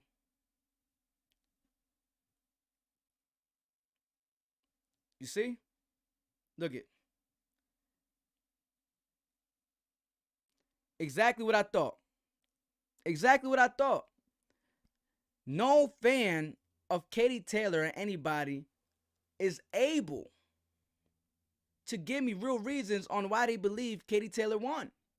They just keep resorting back to try to make you feel some type of way about it. Like, I really care, bro. Like, I don't, you're emotional, or you're hated, you're butthurt, you're mad because you lost. That's cool. Look it, relator debate by Guy. Shout out to Terry Lou. Relator debate. If you want to debate it, then debate it. But don't, if you're just going to sit here and tell me, yo, she won, get over it, you're just butthurt, you're this, you're emotional, you're not saying nothing. You're just admitting that you're casual, right? And you're saying get over it. I don't understand why people act like fights can't get overturned and reversed. I feel like y'all scared to see that get reversed, that fight get reversed. Because you're acting like it's impossible for that to happen. you do know that it's very extremely possible to get fight reversed when we have all the information to do so. I'm just trying to contribute towards that. I'm doing my best to contribute towards them getting that fucking shit right. So that's what I'm here to do. Hell yeah, that would be great. It happens. It happened with Devin Haney. If Devin Haney could do it, then in this situation, Amanda Serrano should definitely get that joint reversed. That's my problem. Listen, we're gonna get back to this right here. If you are a member of the cartel package, I will be responding to you. I'm also responding to Terry Lou Design. You always donate, so I appreciate you, my brother. But as far as everybody else, my peoples, I love you. I don't know love lost, but I have to make sure that my cartel members get the value that they deserve. So if you want to sign up, make sure to check out the comment linked. The link in the comment pinned, right? It's pinned. So check it out. It's gonna be dope for you. So let's go. Amanda don't have snack, right? And she still did it dirty. Now let's finish this video up real quick. I don't think the referee should have allowed it to happen for as long as she did. Overall, I thought Katie Taylor won the fight. I scored it for Katie Taylor by a fair amount. There were quite a few swing rounds, so I didn't really have a problem with if someone really thought Serrano won. But Alright, fuck this nigga. He's stupid. You done for. You X'd out. You said the dumbest shit you should have said. He said he had to win. How? How, Sway? I gotta challenge this dumbass nigga. You know what I'm saying? Now I gotta challenge you. Bum. Toma. Now I gotta challenge that bum ass dude. Toma. Toma. When I say Vic, you say Caesar. Vic. But ain't nobody could tell me. Even dude that just explained that couldn't tell me. Shout out real quick. Yeah, we actually played that at the perfect time. Toma. My Toma. God, Terry Lou. Toma. In the building one time Toma. again with the donation. When I say Vic, you say Caesar. Vic, Caesar. Vic, Caesar. Toma. Toma. Toma. Toma. Smash that light. Then drop a toma. Smash that light. Then drop a toma. Toma. Huepa. Chacho. Toma, Amanda won. That's it. So this is my thing right here, right? I'm glad you said her head was right there to hit with uppercuts. She couldn't even punch. She lost. So that's what you're saying, right?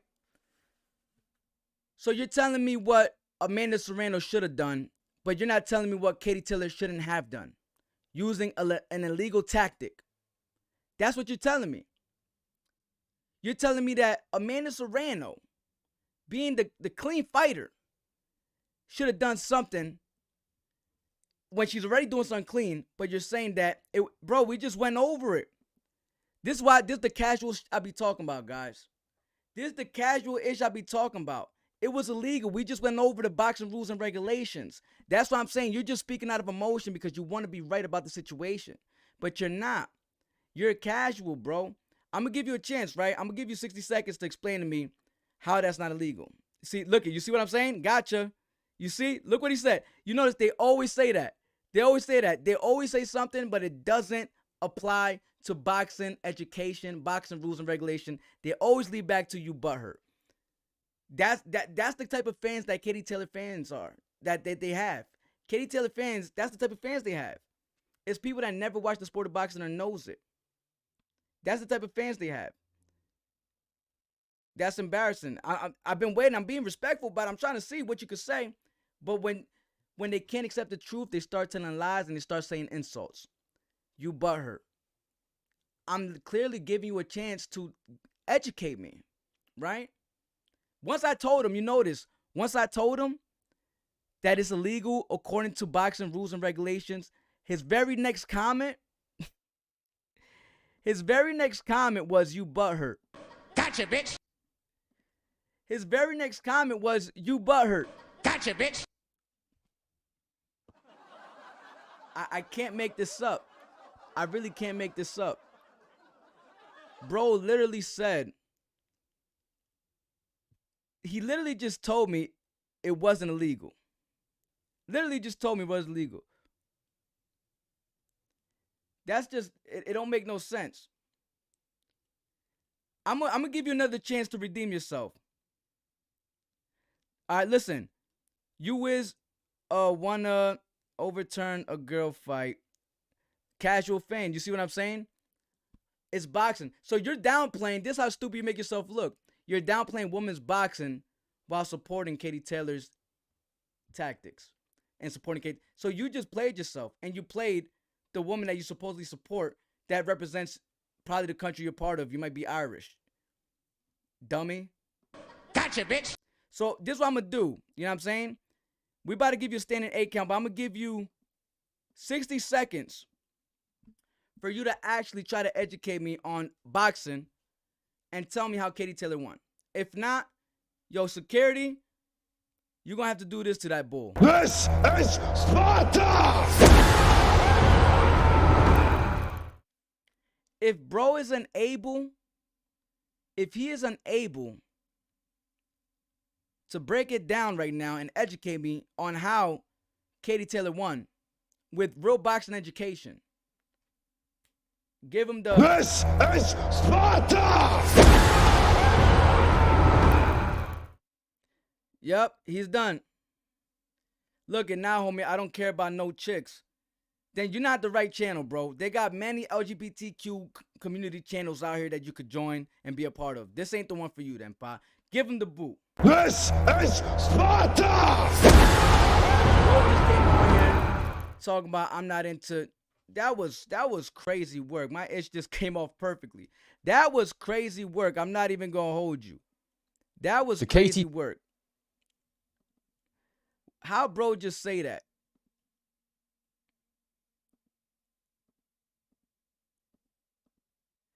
I don't understand how you just said that. Bro literally just said, nah, homie, I don't care about no chicks. Bro, get him out of here, bro. That's real weird. I can't even believe this, bro. I literally can't believe this, bro. Bro literally was saying all the wrong stuff. He literally was sticking up for Katie Taylor. All of a sudden, he don't care about boxing, female boxing. All of a sudden, he don't even care about women in general. This is the type of fans Katie Taylor and Clarissa Shields has. While Amanda Serrano has fans like me that actually educate you with real boxing information and education. Do you see what I'm saying? This dude is a cornball. He did make great points, but his take isn't valid either. So my thing is, how can we make this, how can we change the whole outcome of this situation, El right? Monstro! I know y'all seen this earlier, man. That was crazy work. I'm not gonna lie. Shout out to Benavidez, right? I also want to touch up on a few things about Jake Paul real quick. I know a lot of people. He said, Pro Poo chill. What is it? Yeah. Pro Poo is a weirdo, bro. Thank y'all for taking that dude out. He was just really getting suspect out here. But these are the type of fans they have. Katie Taylor and Clarissa Shields, they don't got real fans, man. Every time I debate with any of these people, I get the same responses all the time. They get straight into insulting all the time. But you can never back it up with real resumes, boxing information, education, rules and regulations. They can never break it down to me like that. It's always, oh, you mad, you butter, you suck. Look at you try to roast, and it's like, okay, so what is this? Are we going to have a conversation about boxing, or you're going to keep acting like a 10-year-old? Because if you want to act like a 10-year-old, this ain't the channel for you. If you want to act like a 10-year-old, there's other kids' channels that you could watch. You know what I'm saying? This ain't a kids' channel. We adults here. Yeah, we like to have fun. It's cool. It's a family vibe. But I want to get to the bottom of this situation with people that think they should really won, and having them explain with actual information, boxing knowledge, educate me. I'm giving you the opportunity, but nobody's able to. It's always the same thing over and over and over, right?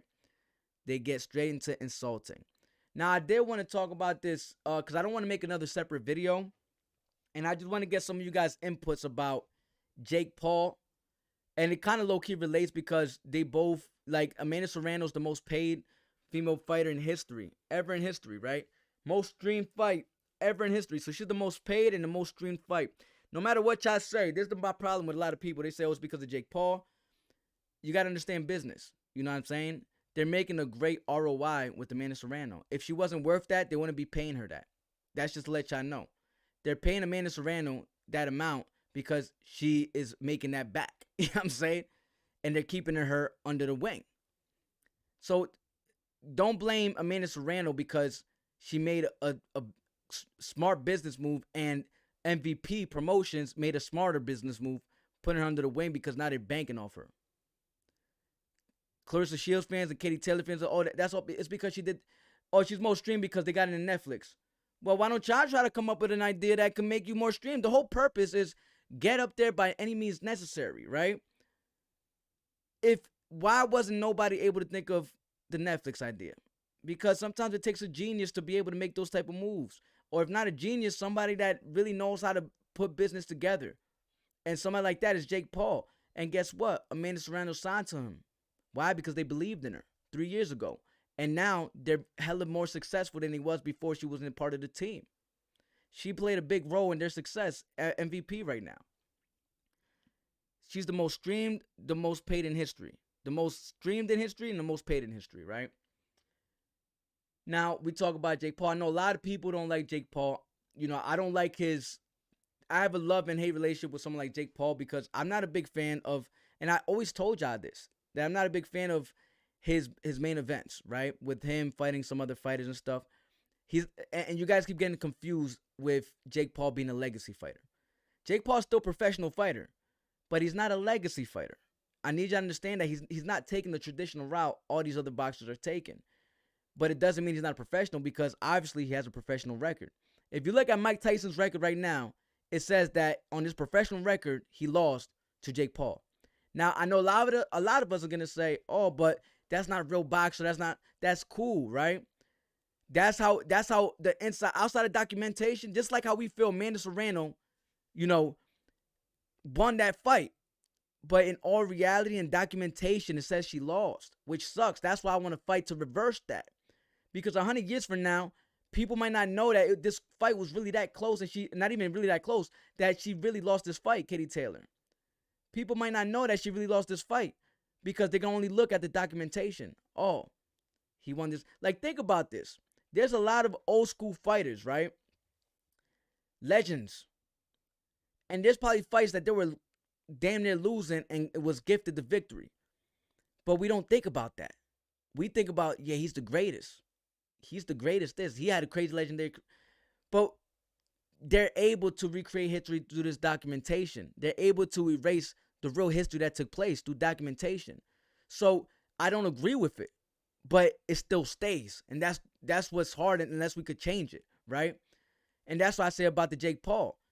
I don't agree with it, but according to documentation, he's registered as a professional boxer.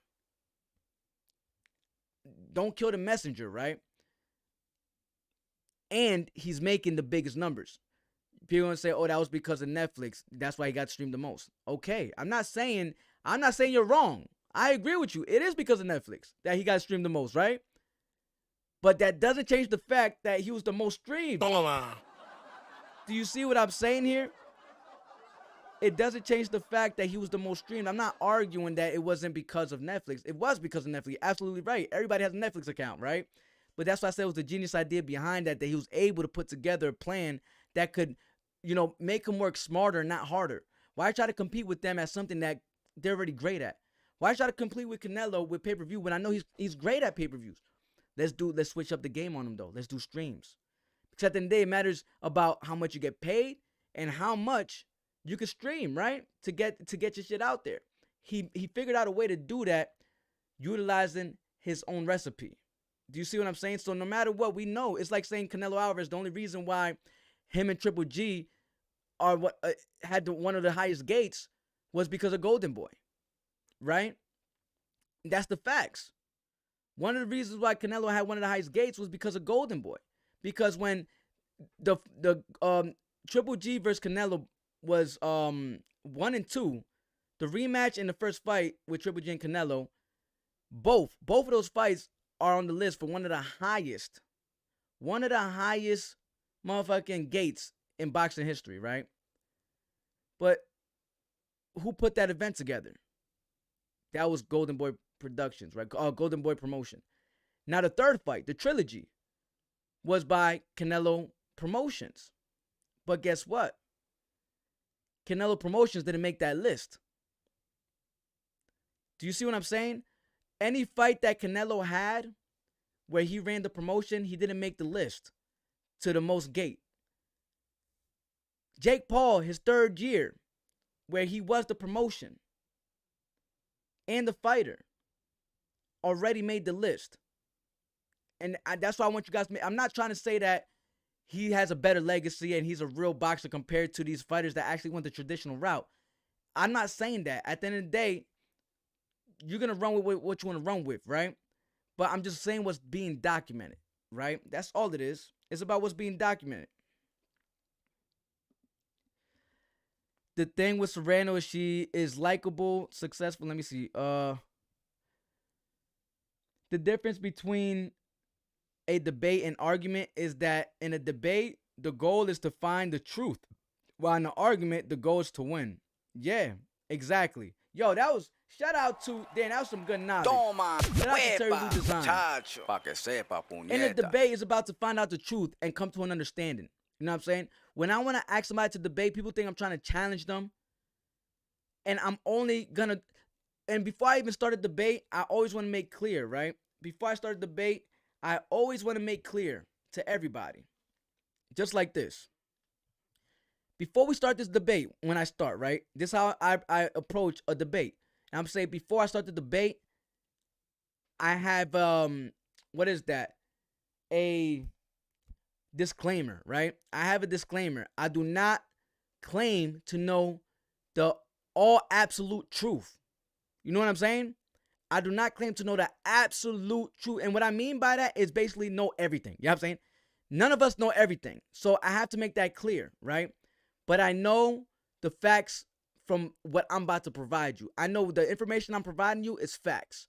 Now, it's just about perspective at this point.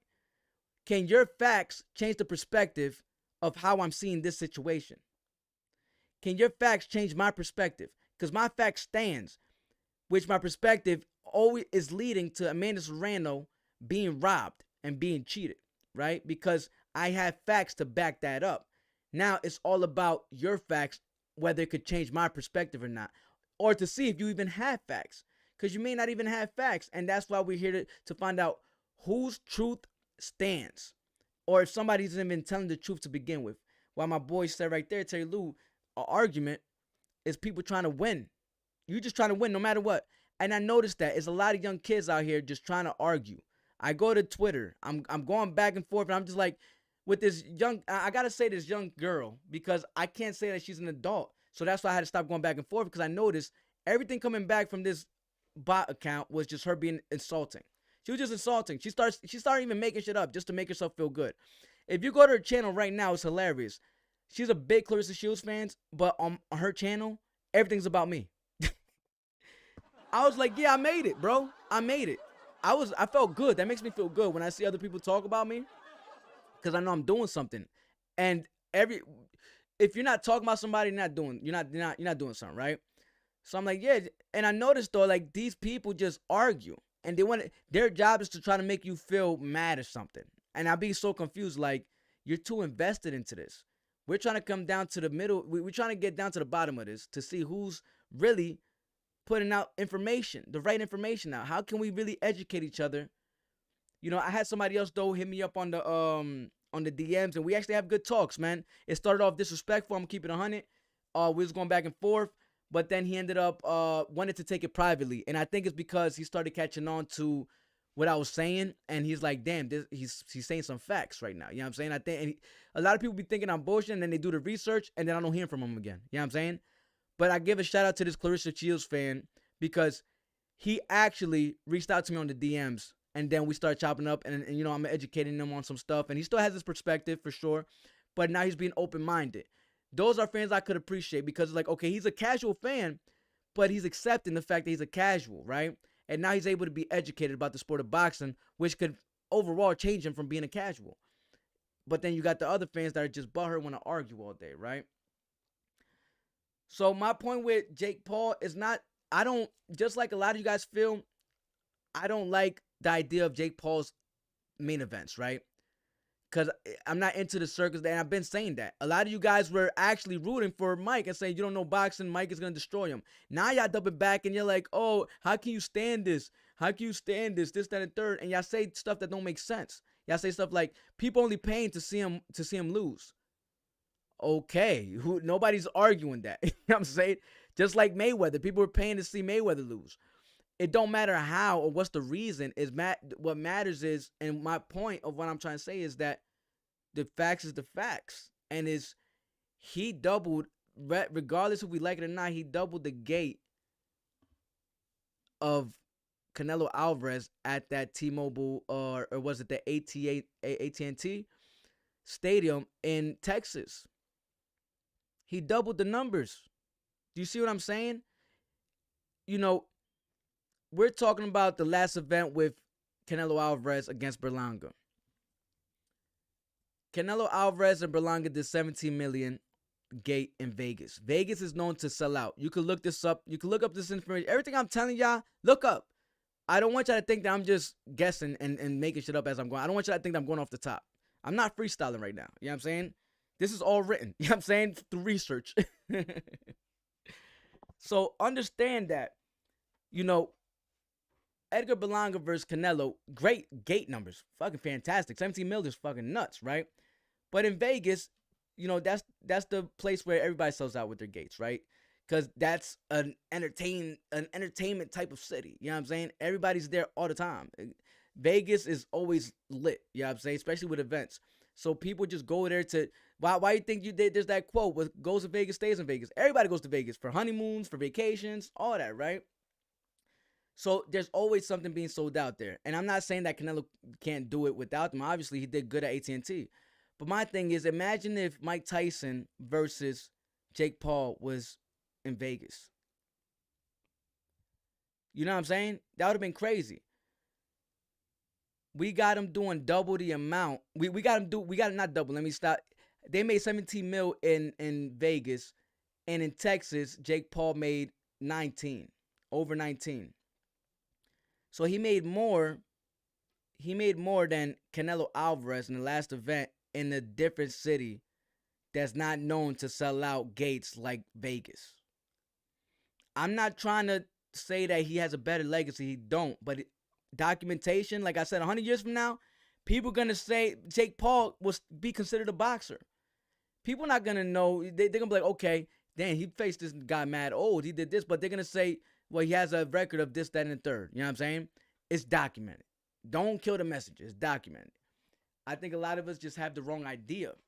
And we lead with our emotions when we talk about these things. You know what I mean?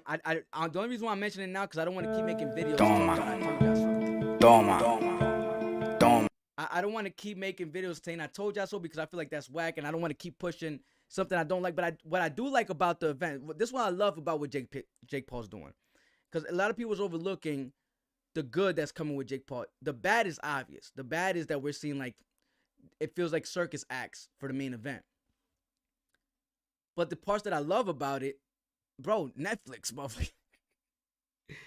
Bro, we're talking about Netflix. Why y'all don't want to see fights on Netflix, bro? Why don't y'all want to see fights on Netflix? $10 subscriptions, you can watch movies, all that, and fights for free? Bro, that's wow. That's legendary work. That's genius shit, bro. I'm excited for that. I'm excited for the co-main events. Amanda Serrano versus Katie Taylor, outside of that robbery, and it wasn't a close fight. It was a good fight. But just because it was a good fight doesn't mean it was a close fight. Convincingly, Amanda Serrano won that fight, but moving on, it was still a great fight. Look what the co-main event was like. You know what I'm saying? Now, I wasn't so big on the Barrios versus Ramos fight. It was still a good fight. I just wasn't so big on it. It was a good fight though. I give him that. The other fights before that was type trash, right? But moving forward, this is just the start, right? To be able to get an undisputed title fight in the co-main to, you know, produce that type of outcome.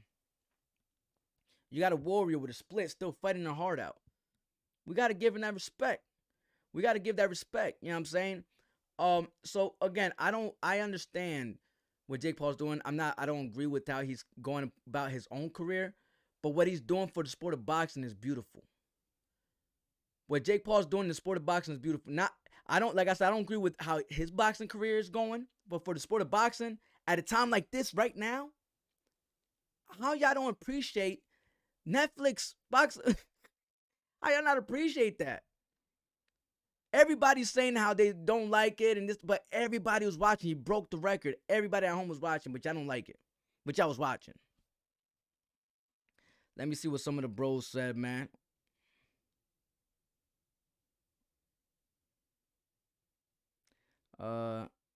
Yeah, he has crazy marketing abilities. That's what I'm saying. Like, people overlook what I'm saying, and simply what I'm giving you as reporting the news. I'm reporting the news, and y'all saying that I'm wrong. That's what I'm confused about. You guys saying I'm just reporting factual news, literally. Like, you guys could look it up, and then when you guys look it up and find out that I'm right, you guys come back and get your emotions. Somebody just told me, he was like, "Damn, I can't believe you're," after I proved them wrong, and they just think I'm emotional about it, but I'm just letting you know what it is. Then they get emotional. It's like, I thought you was actually a real boxing analyst. I felt like you was a real boxing, but you're giving this guy Jake too much. I'm like, no, I'm reporting. I don't get it confused. I don't pick and choose. I report the news. We got Jake Paul, a former YouTuber who just broke Canelo Alvarez's record. How can I not cover that? How can I not cover that at a time where fighters are not fighting the best? At a time where the best is not even fighting? How can I not cover a former YouTuber that broke the gate record of Canelo Alvarez at the same exact stadium by double? I have to cover that. That's boxing. But unfortunately, whether you agree with it or not, it's boxing news. There was a professional fight. It's professional boxing. Amanda Serrano versus Katie Taylor was the undercard. Legendary, historical for women's boxing. How can I not cover that?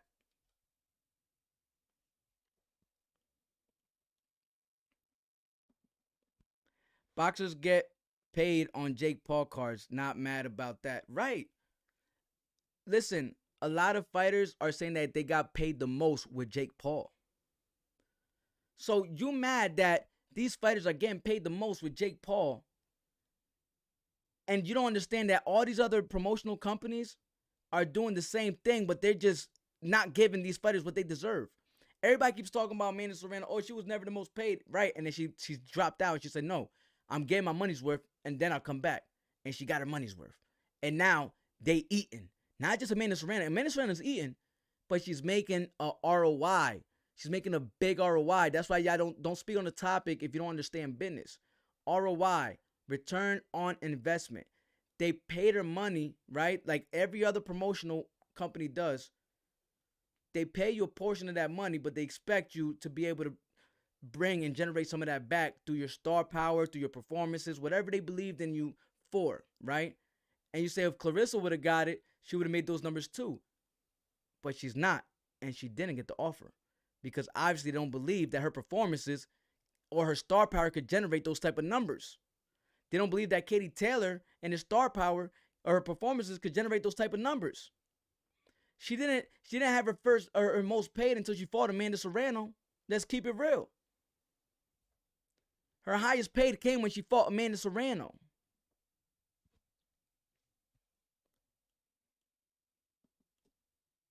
Only gripe I have is that they didn't show the undercards to see up.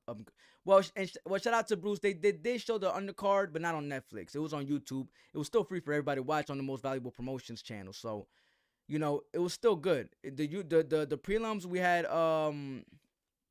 Yeah, prelims are a window into the future. Yeah, the prelims we had Bruce Carrington on them joints on the prelims.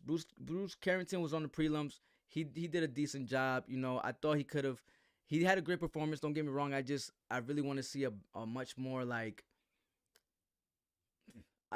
I'm not sure. I just think he needs to be a little bit more patient before rushing a fight with someone like Inoue.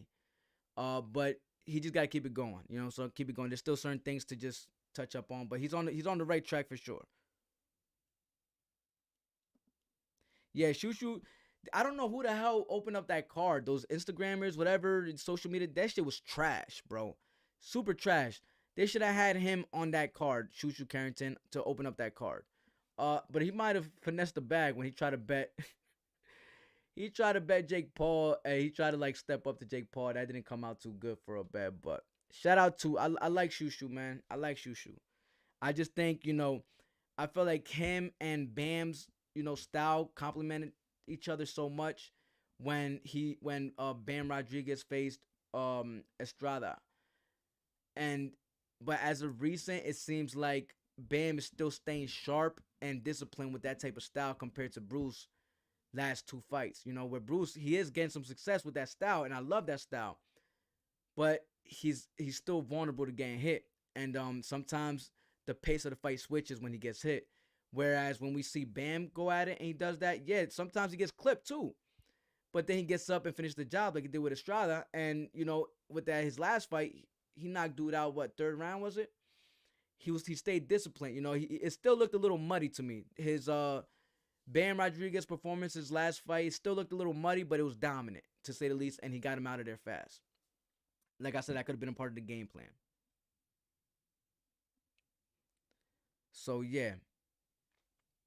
That's just basically what it is. So I like I said, I want to get everything off my chest about this situation because I don't want to keep making videos and my point keeps getting proven. Now you see, listen, I'm the first. I had somebody come up to me. He's a cool dude. He donated to me before and everything, right?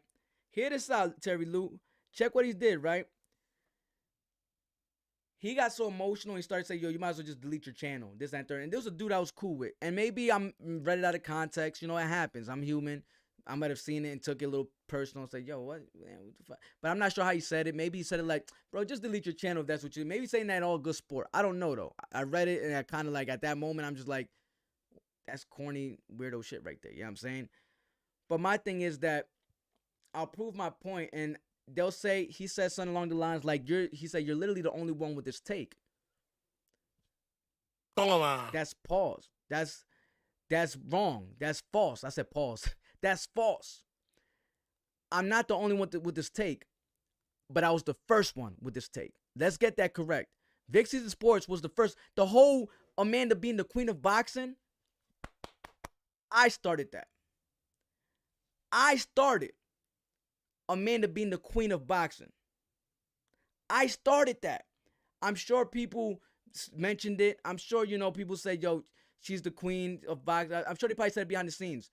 But publicizing content, graphic designs, titles, I started with the Amanda being the queen of boxing. Everybody ran with it, but I started it. Understand that, even though I may not be, like, I'm starting early, so I'm not as familiar with everybody right now yet with the boxing world, but I still have connection with Amanda Serrano now. I'm not going to say that she's a cosign just yet, but she definitely supports me on the low. And, she'll reach out sometimes, which is real dope. But, every time I post, I'll make sure to let her know, just to make, to let her know, like, listen, I got you. Don't trip. Or she'll see something, I won't even tag her. That's how I think I build good relationship, because I don't like tagging people who look like I'm cloud chasing. And she ran across some, and she sees what I be posting, right? So I'm really the one that started that out, and then a lot of people started running with it, which is all good. So I'm here to basically prove my point. When it came to Jake Paul, I was the first one to start that. I was the first one to provide y'all with that news, right? And this individual told me that you're literally the only one with this take. I was like, that's false. ESPN is on this take now, and so is Pro Boxing. They're on this take too. Not even that. There's other content creators that they're coming out right now saying what I've been saying. Shout out to Blue Blood Sports. You know what I'm saying? Shout out to Southpaw TV. You know what I mean? Southpaw TV doesn't. I see that we don't have the same 100% type of take, but for the most part, he's saying that Jake Paul definitely got paid the most. He's basically the cash cow right now, but he still don't consider him a professional boxer, which we all don't consider him a professional boxer. We don't consider it. But through documentation, he's a professional boxer, right? But now everybody's low-key covering it, right? But I've been saying this. And this individual thinks that just because I was the first to say it, that I was the only one to say it. No, I was just the first one to say this. I'm the first one to literally say that he got in the choke. Now you see a lot of people saying it. Yo, he's taking over boxing. He's this, that, and the third. Just because I was the first one, it doesn't mean I was the only one. I set the tone here many times. I create my own type of content, and I visualize the future of boxing. And that's what I see in the future. Guess what happened now? To further prove my point. That's from boxing. Look, even the boxing scene. Look it. Lightweight Carmomo and faces Brian in 6 rounds. Bout. Okay, that's from boxing scene. Okay. But my thing is, you know, to further prove my point, guess who else called out Jake Paul? I just told y'all, undisputed world champion, Better Beef, called out Jake Paul. Ryan Garcia called out Jake Paul, right? But I told y'all that before. I said, he's going to start having the Canelo effect. But people are going to start looking past Canelo to go challenge Jake Paul now. Why? Because Jake Paul is a bigger bag and less, is a bigger reward and less of a risk. He don't got more star power than Canelo. Canelo, if there was no promotion involved, no business savvy stuff going involved, and we literally only had to go according to the star power between Canelo Alvarez and what Jake Paul could sell, just solely on Canelo Alvarez will win, right? That's pretty obvious. The star power, he sells more in a more consistently if we're just talking star power. But guess what? There's more to boxing than just star power when it comes to business. Star power plays a small role. Promotion, advertising, marketing is the keys to a successful event. Without that, there's no event. That's what Jake Paul's doing. Now, Canelo's doing it too, but Jake Paul's just doing it better. Not star power, but promotion, advertising, and marketing. That's what he's doing better. That's why he's getting the results. Everybody's confusing that with star power. Oh, it's because of Mike Tyson. So you're telling me if it was because of Mike Tyson that he sold that much, then why wasn't it under Mike Tyson promotion? Because at the end of the day, who put that event together? The event wouldn't be possible. It was because of Jake Paul. Mike Tyson would have never been a part of this card if it wasn't for Jake Paul. Jake Paul booked Mike Tyson. So you're saying it's because of Mike Tyson, but that's false. Let's go to the source of that. It's because of Jake Paul booking Mike Tyson while they had that, because it's all business before anything. It's all business before anything. In order for these numbers to be where it's at, Jake Paul had to see something in it. Okay, we know that Mike Tyson, according to his last fight with Roy Jones, he produced $10 million. He was able to produce $10 million for himself on his purse. Mike Tyson. He looked at that and said, you know what? How can I invest into Mike Tyson, put an event together, and get him paid more than what he did against Roy Jones? That is another legend. Jake Paul, YouTuber, Mike Tyson got paid more. He got paid double compared than what he got paid to with facing Roy Jones, another legend. So he got paid more facing a YouTuber than facing another legend, Roy Jones. He got paid double the amount, right? So yes, that star power made that very possible. Mike Tyson's star power made that very possible, but it would not have been possible if it wasn't for the business plan behind it that came from Jake Paul. That's all I'm saying. I'm not saying that Jake Paul's he's the star power of him boxing and him going the traditional route. I never said that. That's y'all emotional talk, and I'm just showing y'all the documentations. That's it.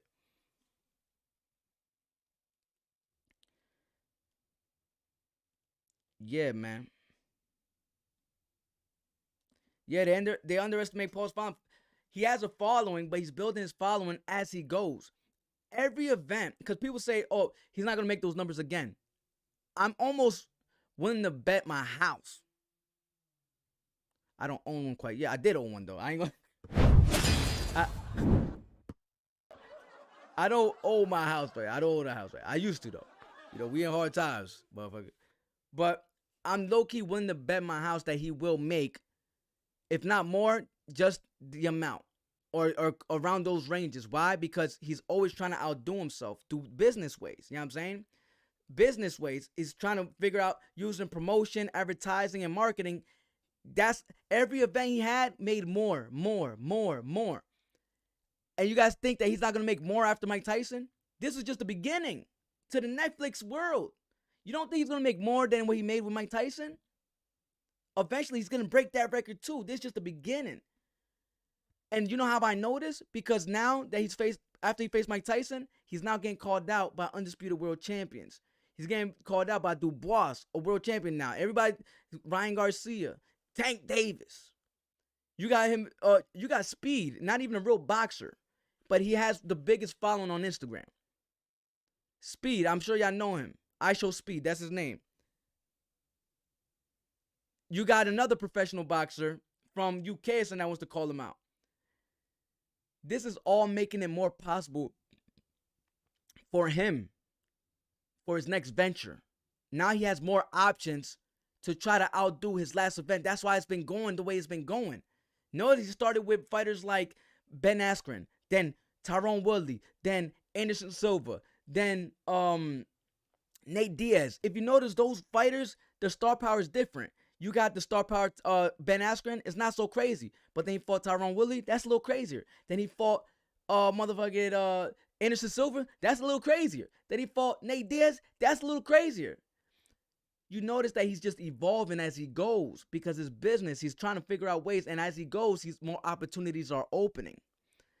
When he fought Mike Tyson, after that, now there's more opportunities even coming from undisputed world champions. Dubois, world champ, or not world champ, he is a world champ, right? Let me just confirm, I'm bugged, because you know what? This is what I hate about having so many titles and divisions now. Because nowadays, somebody's a world champ, and I forget if they're an interim or if they're a regular champion, and I can't remember sometimes. Because not only do we got 4 sanctioning bodies, but now we have fucking interim, regular champ. It's so fucking corny, but I'm not even going to go out my way to do that. My thing is, he is a world champion, actually. So my thing is, you got Dubois, a world champion. You got an undisputed world champion. You got Ryan Garcia. They all contact him for a fight. This is opening more opportunities for him to try to beat his last numbers every time. But that's just the business side. It's not him naturally doing it. Like, I could just fight anybody. I'm going to do those numbers. No, there's a work ethic behind it. But that doesn't take away from you being the cash cow. That doesn't eliminate you from conversations of being the cash cow.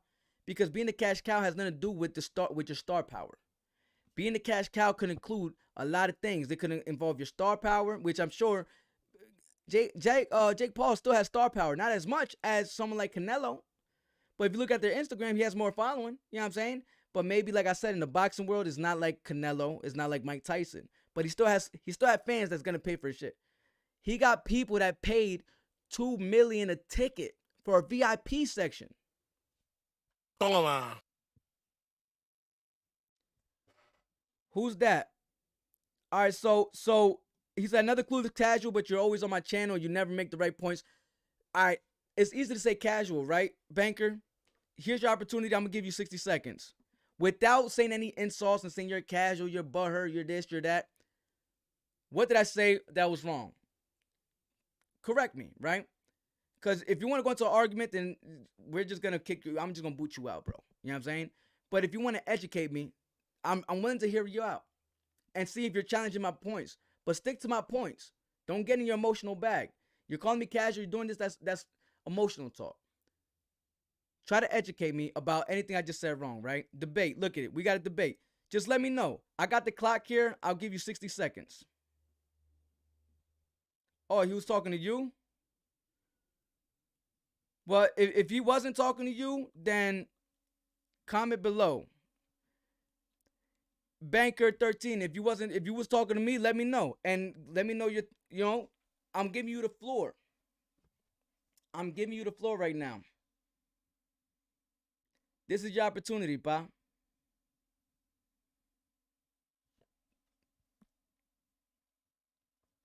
Because I really want to know, if I was a casual, prove what I said was wrong. I stand 100% because men lie, women lie. Numbers don't. And, even documentations could lie, because obviously we've seen that.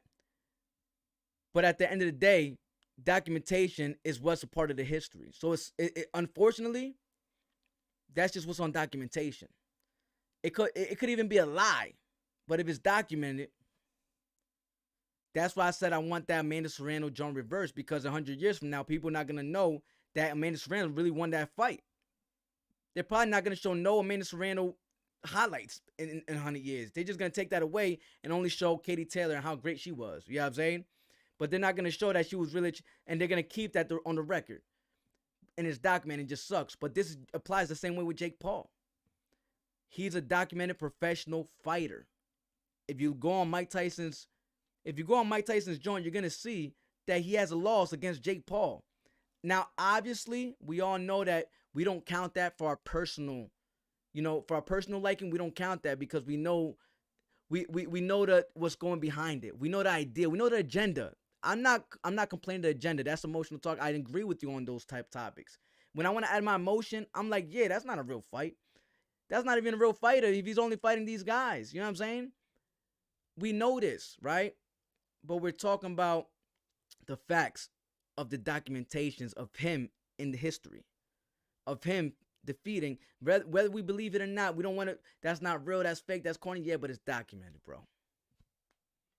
That's it.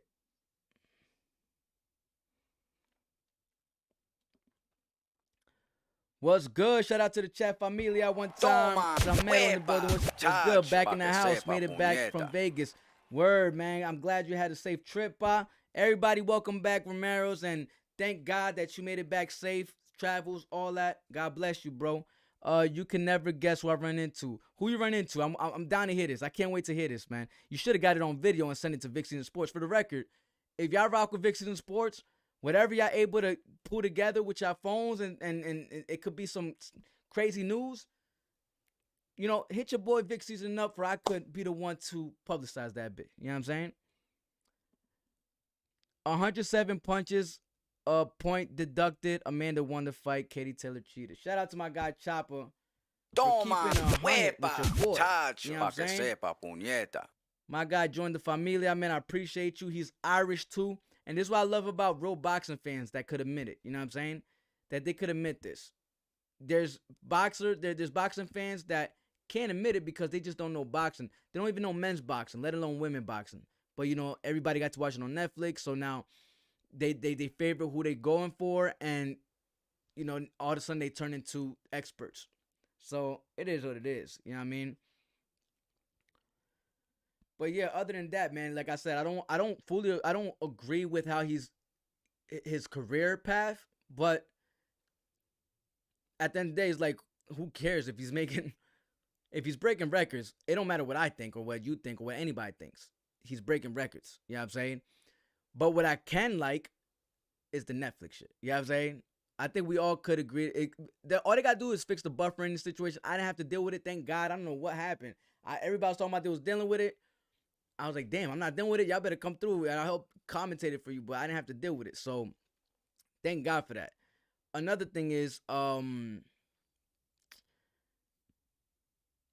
co-main events and these other fights that could take place on that. This is the first event, and he's already breaking records with it. So imagine moving forward.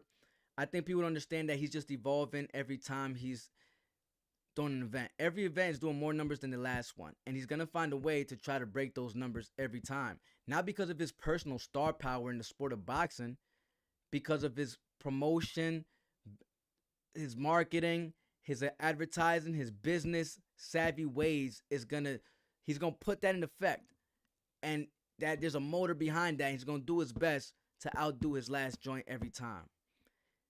That beats just star power alone. What Jake Paul's doing beats star power because he's utilizing other tools to get this type of results, right? And so is Canelo Alvarez, but Canelo Alvarez didn't, like I said, Canelo Alvarez, when it comes to regular star power, he is the cash cow when we're just talking star power. You know what I'm saying? Star power alone in the sport of boxing, who could generate the most in boxing right now from just their star power? Basically, no promotion, no nothing. If we had Jake Paul versus Canelo Alvarez with no promotion involved, or two events, whatever the case is, Canelo Alvarez is going to win. if we're just talking about star, he's gonna win by a landslide. You know what I'm saying? That's not what I'm questioning. That's not my argument. My thing is that there's more including than just star power, and that's advertising, that's promotion and marketing. When we combine all of those, Jake Paul is running laps around Canelo right now. And it's not me just saying that because I'm just telling you the facts. That's it. Don't kill me. You know what I'm saying? As much as I would not like to admit it as far as for boxing, it's just me keeping it real. It's just me keeping it real. I'm not here to get into emotional argument with nobody. I'm just saying that according to the numbers, in his third year in boxing and as a promoter, bro doubled the numbers of Canelo's career. Of Canelo's not career. I take that back. Of Canelo's joint. And let's see if Canelo even ran that by himself. Because that might have been a Golden Boy promotion. Do you see what I'm saying? Triple G versus Canelo 1 and 2 was a Golden Boy promotion. Do you see what I'm saying? The trilogy, Canelo Triple G trilogy, was a Canelo promotion. That one didn't make the list. You know what I'm saying? But the other ones when Golden Boy took over made the list. That's all I'm saying. Golden Boy, Mayweather versus Canelo. Golden Boy played a role in that too.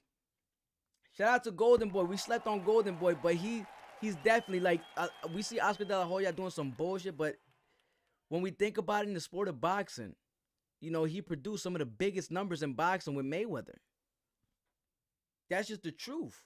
He produced some of the biggest, and Canelo. He produced both Triple G, and he produced Mayweather versus Canelo. He played a role in Mayweather versus Canelo, and the first Triple G and second Triple G fight with Canelo.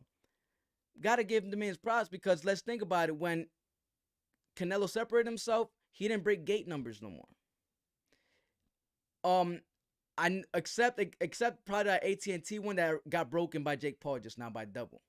So I'm trying to just spread that knowledge. I'm just trying to report it to you guys. I know you guys are diehard. A lot of you are diehard Canelo fans. I'm not arguing that. I don't agree with the whole how he's carrying his career. I'm not comparing career paths or legacy. Strictly cash cow, like who's making the most, just with star power, promotion, advertising, marketing, all included. It's Jake Paul right now, man. All time is Floyd Mayweather. You know what I'm saying? Shout out to Floyd Mayweather. He was able to do his all time. With McGregor, I don't know about Pacquiao. I think the Pacquiao one was with Golden Boy 2. If I'm not mistaken. I could be wrong, though. Don't mark my words on that. But with McGregor was definitely Mayweather Promotions. And he broke records. You know what I'm saying? Hold on. Bro said, I'm 93 years old. I'm in a wheelchair. I'm calling out Jake Paul. Amanda gonna be pushing me around the ring, and I'm gonna whip his back. I thought you was dead ass serious when you say you was not. I'm like, damn, bro. I'm gonna pray for you, son. If you're serious, yo, I'm still gonna pray for you though. You know what I'm saying? Whether or not, I'll pray for you regardless. But still, I'm gonna do an extra prayer for that, for that wisdom. You know what I mean? But that's funny as hell. Shout out to my guy. What time? You know what time it is. Thank you for that donation, my God. Let's get it. Toma, toma, toma, toma. When I say Vic, you say season. Drop a thumb out for chopper. Drop a thumb out for chopper. Season. Toma, toma, toma, toma. Smash that light, then drop a toma. Smash that light, then drop a toma. Toma, huepa, chacho, pa que sepa, puñeta. Shout out to Chopper. Yo, Chopper, where you live at right now, if you don't mind me asking? We could start with the country because I don't want you to just, if you don't want to expose what state you're from, it's all good. But what country you from, Chopper? Let the chat know. I want to know too, but let us know where you from, Papa. I know you're part of the members. I want to know where exactly you reside. That would be interesting to know. But shout out to Chopper, my guy. That's my guy right there, man. Always love with that bull. But he's not right. No, listen. Edgar Cordoza. So this is what I mean, right? unfortunately, you know, he is a real boxer, right? And I'm not saying that. All right, let's take real out. Let's say real just means like how we consider real boxing according to, you know, the career path, the traditional way of really being a boxer. Then no, he's not a real boxer, but he is a professional boxer. It's just the documentations, right? But as far as we're using the term real boxing as a form of saying, you know, did he go the traditional route as these other boxers? Did he go to, you know, is he actually living up to how boxing is really should be going according to rankings and all that? No, he's not a legacy fighter. He's not a legacy boxer, right? He's an entertaining. He's an entertainment boxer. So I agree. He's not a real boxer, right? As far as if we're taking that as a form of him not taking the traditional route, but he is a professional boxer. So even him not being a real boxer, he's still professional. Which, if we're comparing professionals who broke these records, it still matters, right? It still matters. Why? Because Mike Tyson still got a loss on his record, his professional record, by Jake Paul right now. Now, we don't consider that to be a real boxing match. That's cool. But it is a real professional boxing match. That's just what it's documented to be. You know what I'm saying? Like I said, I'm not telling you what I feel. I'm not speaking to you about it emotionally. I'm not saying this is just me. This is just the facts. This is just the facts. I'm not saying that I agree with how he's going about it, but this is just the facts. He is a professional boxer, right? Just want to throw that out there. I don't want y'all to think that, you know what I'm saying? I understand what you're saying, the context of what you're saying. Like, he's not a real boxer. I get it, right? But he is a professional boxer. He said, wow, 93 trips around the sun. God bless. I'm not sure if he's not 93. He can run them numbers, but not a real boxer. Right. I'm trying to tell you. But let's put it this way. How many times, right? We got to be, a lot of times we give Jake too much slack, right? Everybody's first few fights, and this is, we go a little hard on Jake Paul, right? But it's expected, right? Because he's Jake Paul. But let's look at, you know, Canelo's first few fights, right? This just being fair. I'm just being fair. Don't take it personal. I'm not trying to attack nobody. No way, shape, or form am I saying that Jake Paul could compare to the legacy of Canelo Alvarez. So please don't think that's what I'm doing right now. I'm just saying that maybe some of us are just going really harder because of the results we're seeing with this type of outcome, right? But if we're looking at the first, let's say 5 fights, which I'm gonna bring up to you guys now, right? And this is what I mean, right? Because this is what we're judging it. And when I prove this point, please don't get mad at me, man. I'm just, don't get it confused. I don't pick and choose. I report the news. And what I'm about to show you might shock you. I'm just being honest. What I'm about to show you might shock you, right? We're going to just say the first 5 fights. 1, 2, 3, 4, 5, right? We're going to do it like this. Again, don't come at my neck. Do not come at my neck for this. Please don't. You know what I'm saying? I'm just showing y'all. That's it. I'm just showing you guys. That's all I'm doing. All right. So we got that. Now, and I'm also going to pop up Jake Paul. You know what I mean? Jake Paul's resume. Just so y'all, you know. Just know that everything we got applied to Jake Paul, we got applied to everybody in boxing. That's just how it goes. And I want to show y'all something. That's pretty interesting. 1, 2. Okay. 1, 2, 3, 4, 5. That's pretty good right there. Wepa. All right. Now, peep this out, right? Don't get mad at me. Again, please don't get mad at me.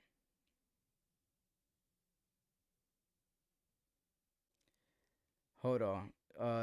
Tell me everything. Yeah, everything evolves, man. Living in Sydney, Australia. Shout out to the Sydney Australians. Shout out to Australia. All the fighters from Australia. Yo, Chopper, how's my Australian accent? Yo, Australia. Shout out to all my fighters in Australia right now. It's kind of trash, cringy maybe. But if I'm doing decent, let me know. I'll work on it. You know what I'm saying? Shout out to my guy, Johnny Tocas. It's been a while, bro. Thank you for Toma, tuning in. huepa, chacho. Mr. Pa' que Thoma, is sepa, Jake actually puñeta. ranked? I'm about to show y'all right now. I'm not sure if he's ranked. He is. He's ranked at heavyweight 127 out of 15,000. That's what I'm trying to tell y'all. He's ranked number 26 in the world. Jake Paul. Jake Paul is not in the world. Jake Paul is ranked 26 in America. He's ranked 127 in the world. Jake Paul is. I'm just telling y'all. Now I'm gonna pull up, and like I said, that's why I said everybody gets mad at me, right? Because I'm just providing you guys facts. Don't kill the messenger, please. I'm just trying to show you how the sport is evolving to something a little different right now. And I want to prepare you guys, right? Because if I don't do this, the type of content that I'm covering right now, guess what? It's going to be something y'all going to hate about me, right? But it's going to grow on you down the line where you're going to look back like, damn, I'm not going to lie. Vic was right. Damn, I owe him an apology. Just like I said, Jake Paul was going to be Mike Tyson. Everybody was coming at my neck. Now they're coming back apologizing, right? And it's all love, but that's my job. I'm willing to take the lashes now because it's an investment towards the future. I know the direction boxing is going now, and it's my job to not mislead you guys. Put emotion aside and not mislead you. Jake Paul's a ranked fighter, and that's just what it is. Not me, but he is, right? And I want to show you something when we're looking at. So check this out, right? This is the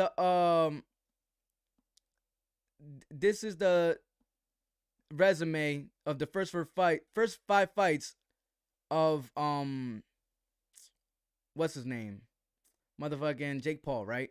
Look at debut, 0-1. Terrible, right?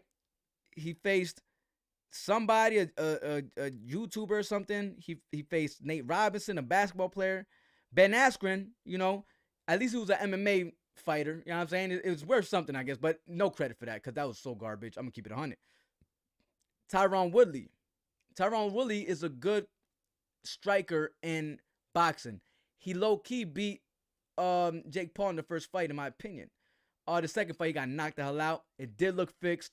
I know. Believe me. That fight did look fixed. According to Tyron Woodley, it wasn't. He said in an interview, he said, I would rather, you know, I guess what he got paid wasn't enough for him to go get knocked out like that. So he said, no, he knocked my ass out. I still don't believe, you know, everything's contract. You can't say shit, you know what I'm saying? So I don't know. But my thing is, he fought Tyron Woodley twice, right? And Tyron Woodley got hands on the low. But, you know, this is normal in the first 5 fights, and this is what I'm trying to tell y'all. Let's look at Canelo's first 5 fights now, right? And like I said, I don't pick and choose. Don't get it confused. I don't pick and choose. I report the news. So put it this way, right? I'm gonna put this like this.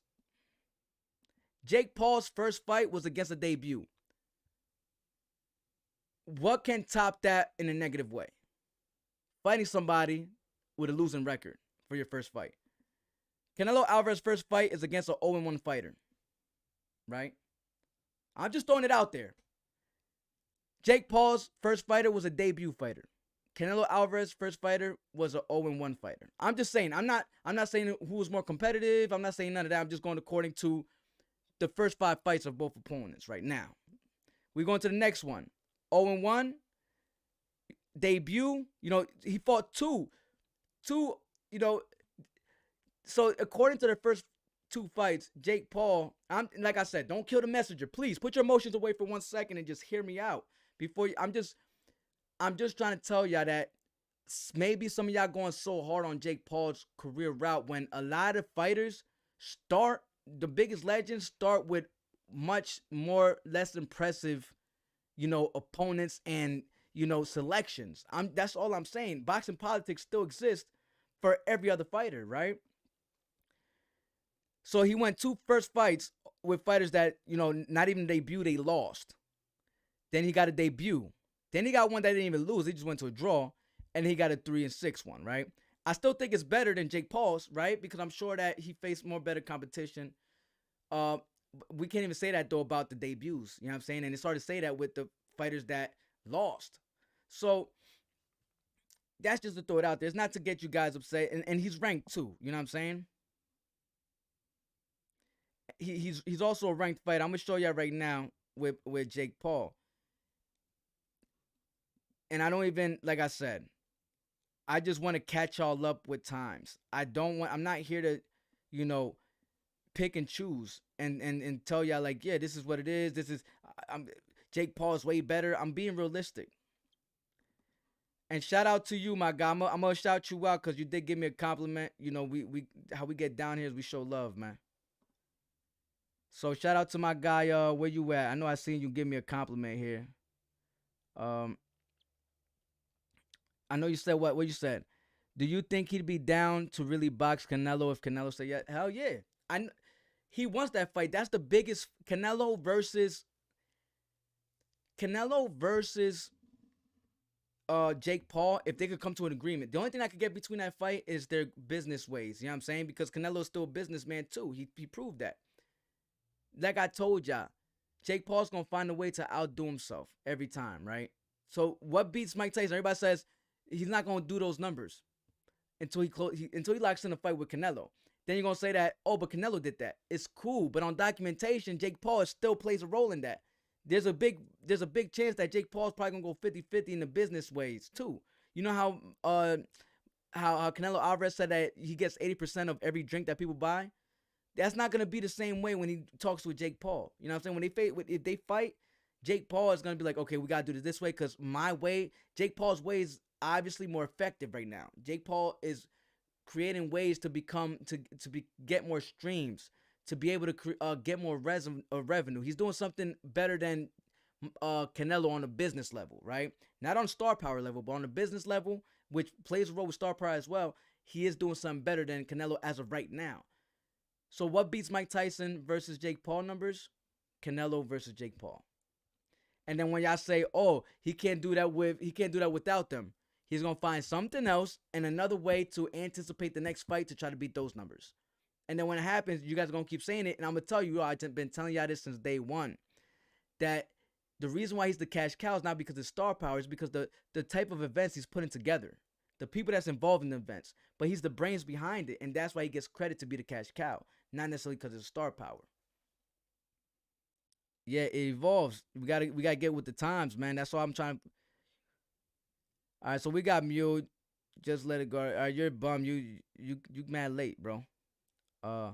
This channel is lit. Thank you, Bob. Appreciate you. Thank you, my guy. That's the comment I want to run across. I appreciate you, bro.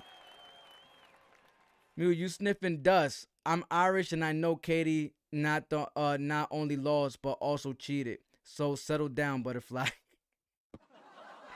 He did Mule dirty, yo. Mule, you gotta get out of here, bro. I'm sorry, This bro. is Sparta! Yeah, he's out of here, son.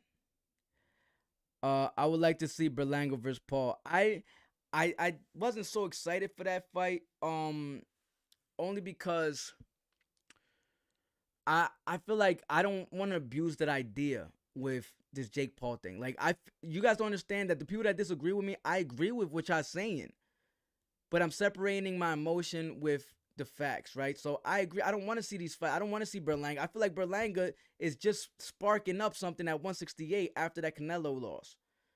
I feel like there's so much that revolves around Berlanga that, you know, could create good outcomes as far as matchups. Berlanga versus Plant, Berlanga versus Munguia, Berlanga versus Pacheco down the line, Berlanga versus Jamal. You know, there's some exciting fights in that division that involve Edgar Berlanga, and I wouldn't want to see him go against.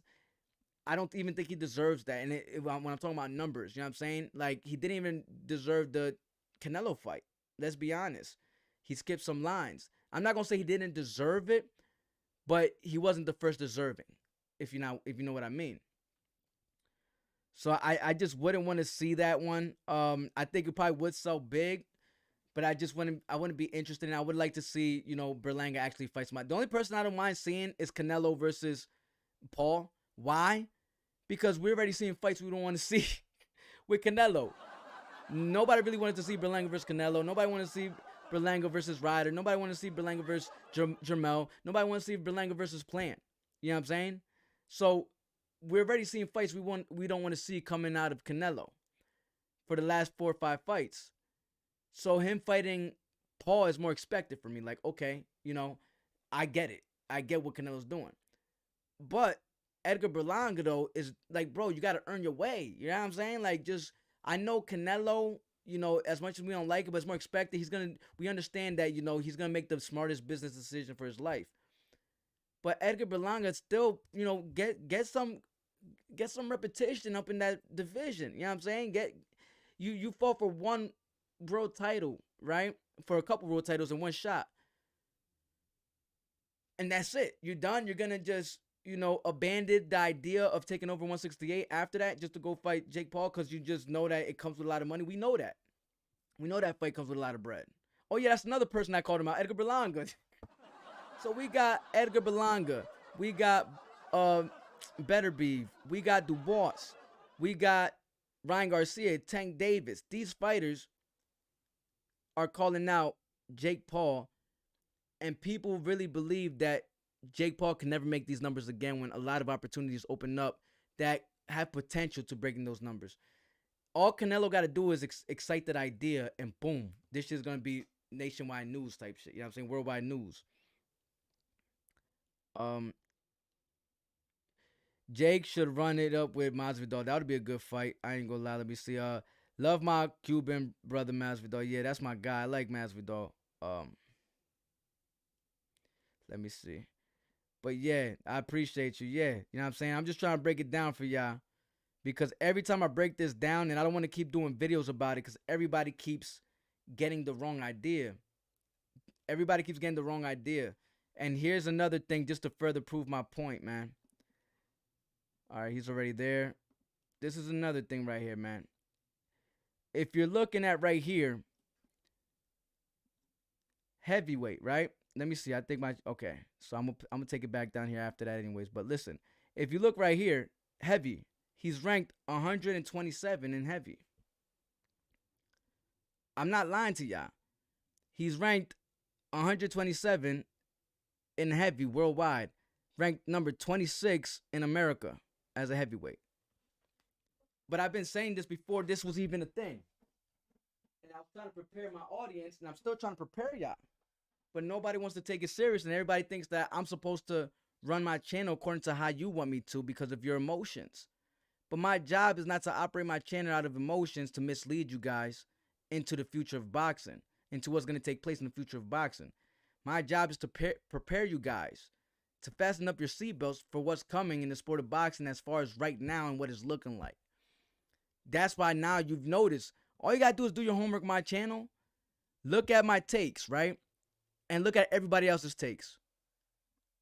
When you look at my takes, there's a few topics that you're going to see. And I'm not saying that they copied me. That's not what I'm saying. What I'm saying is that, because I might not even be on a lot of these people's radars yet. I'm still growing. I'm humble. I understand. I'm still growing, right?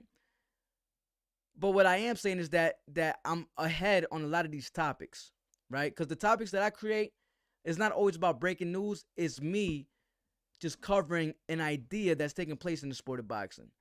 That's why I say where I like to elaborate with my personal thoughts and perspective. This is one of the topics that I did that with. Now it's getting to the public, and now a lot of major platforms, a lot of more bigger channels are covering it.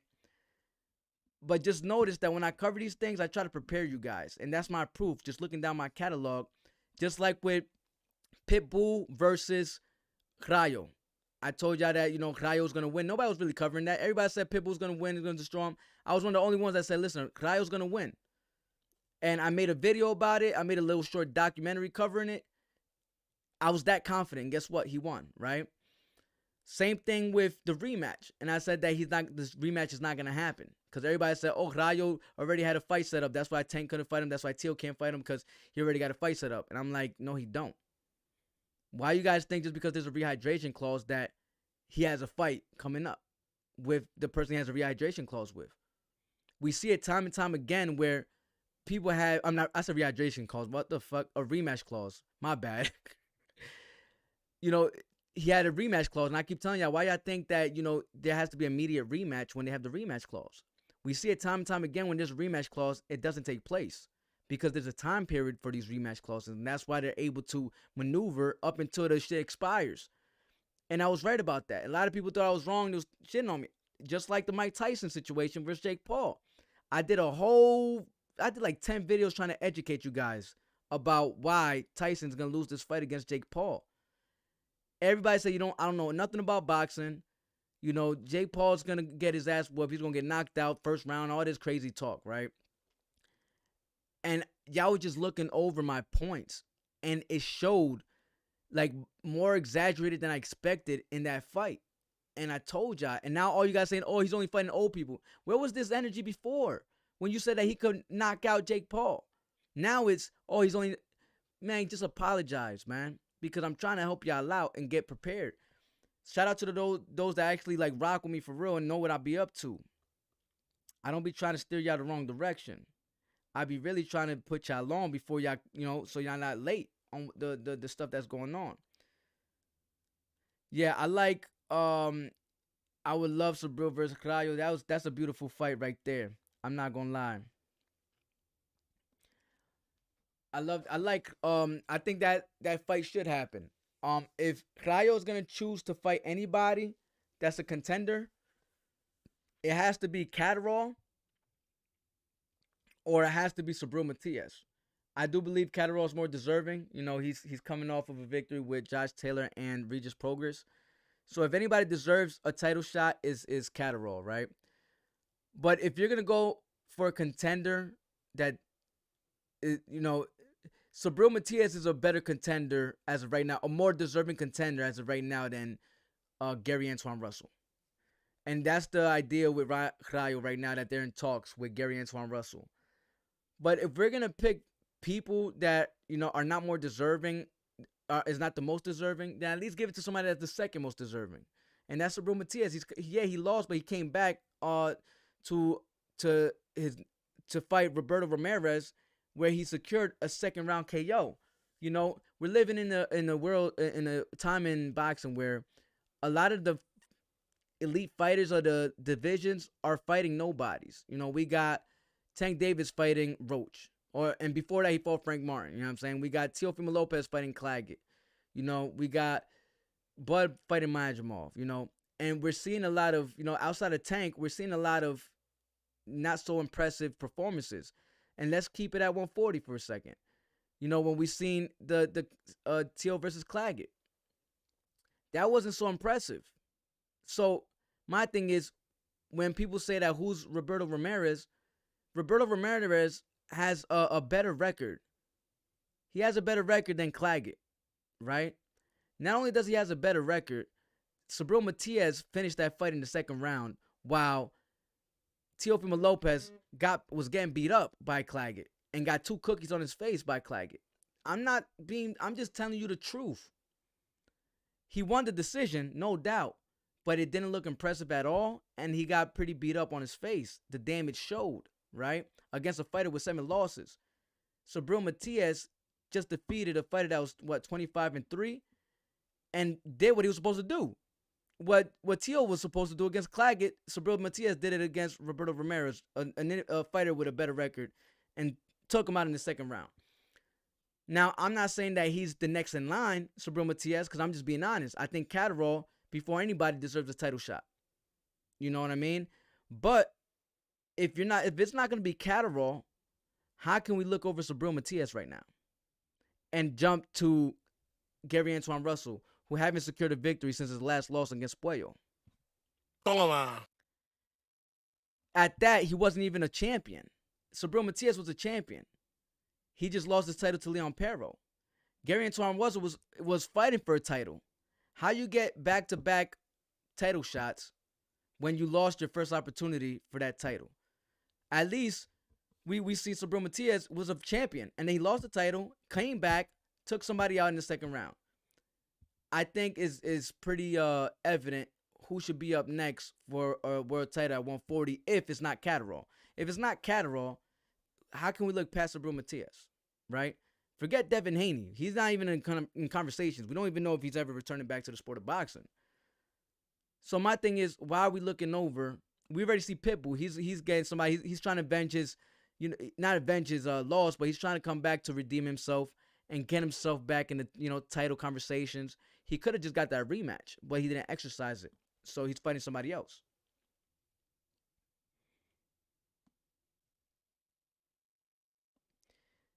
Yeah, I told you. That's crazy word. He ranked 27,000 real boxers, and 99% of those fights being paid for, or fights that. Yo, Blaze the Bull Boxing. Can you at least give me my credit, bro? Because I've been saying this, and y'all been tearing me down for quite some time about this topic. And I keep telling you, I'm not talking emotionally. I'm just saying on documents what's taking place in the sport of boxing. On documents. It's almost like Amanda Serrano versus Teddy Kelly. We don't agree with that. I don't agree with that decision at all. It was a robbery. But what's effed up is that it's documented now. You know what I'm saying? And I'm trying to get that shit reversed. But it's documented. So up until it's not reversed, it's documented that Katie beat Amanda Serrano, which is very unfortunate unless we could overturn it, right? But just like that, we got Jake Paul ranked 127, was it? It just popped up here. I'm gonna see if I can pop it up. 127, and in a division I got over 1,000 fighters. 127, and there's 15,000 boxers in that division. Not 1,000, bro. There's not 15,000, 1,500. There's not 1,000 fighters there. There's 1,500 fighters at heavyweight in the world, right? He's ranked 127.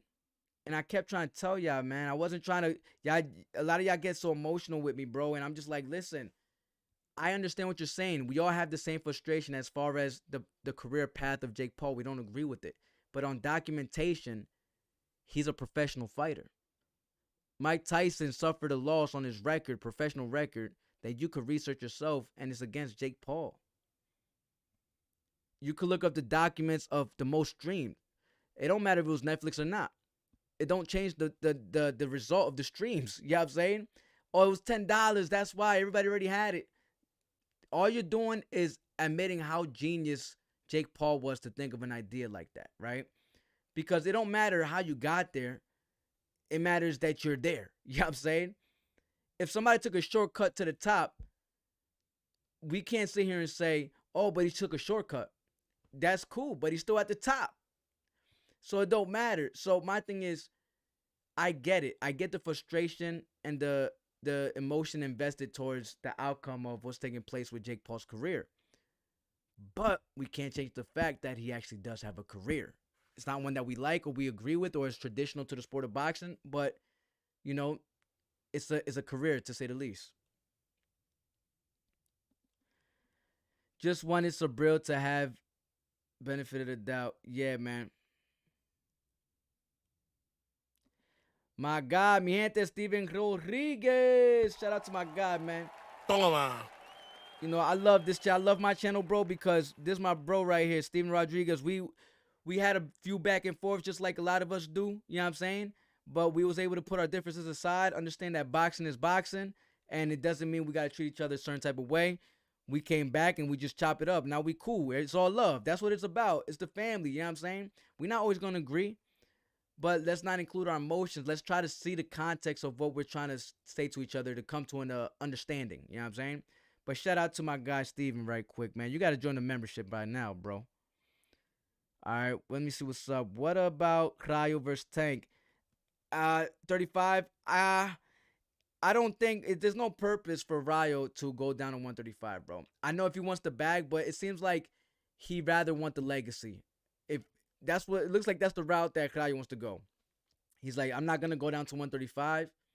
You know, even though that's the bag, but it seems like he's more like, listen, I'm a champion at 140. I want to stay busy here.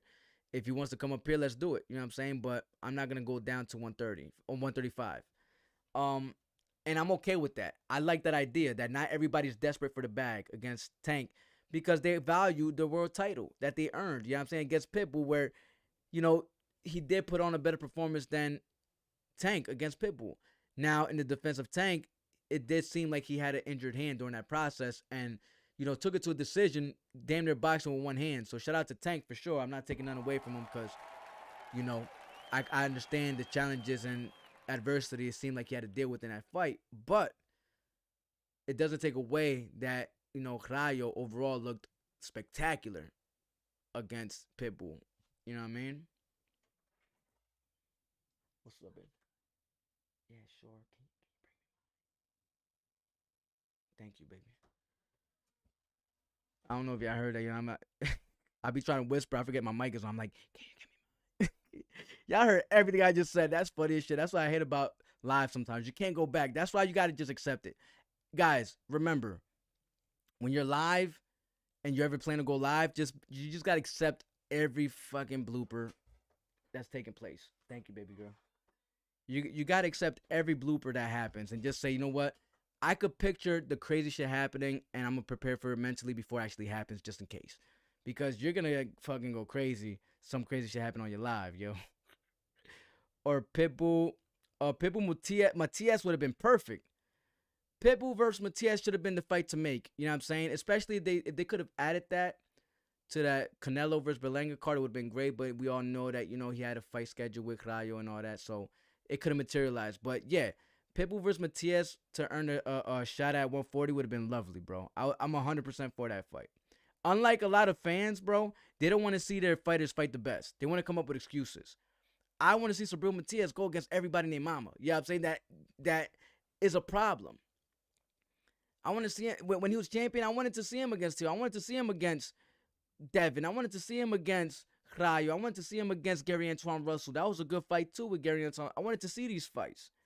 I'm not that type of fan and be like, oh, he got to deserve it. He didn't activate his mandatory. He didn't do this. I hate fans like that. Why wouldn't you want to see the biggest fight in boxing take place? What's the purpose of a mandatory slot if people that are not even fighting for mandatory spots are getting the title shot before people that fought for mandatories? You know what I'm saying? If that's the case, don't ever fight for a mandatory position. Don't ever fight for a mandatory title shot. Why? Because you have a better chance of just being a regular contender and getting a title shot nowadays.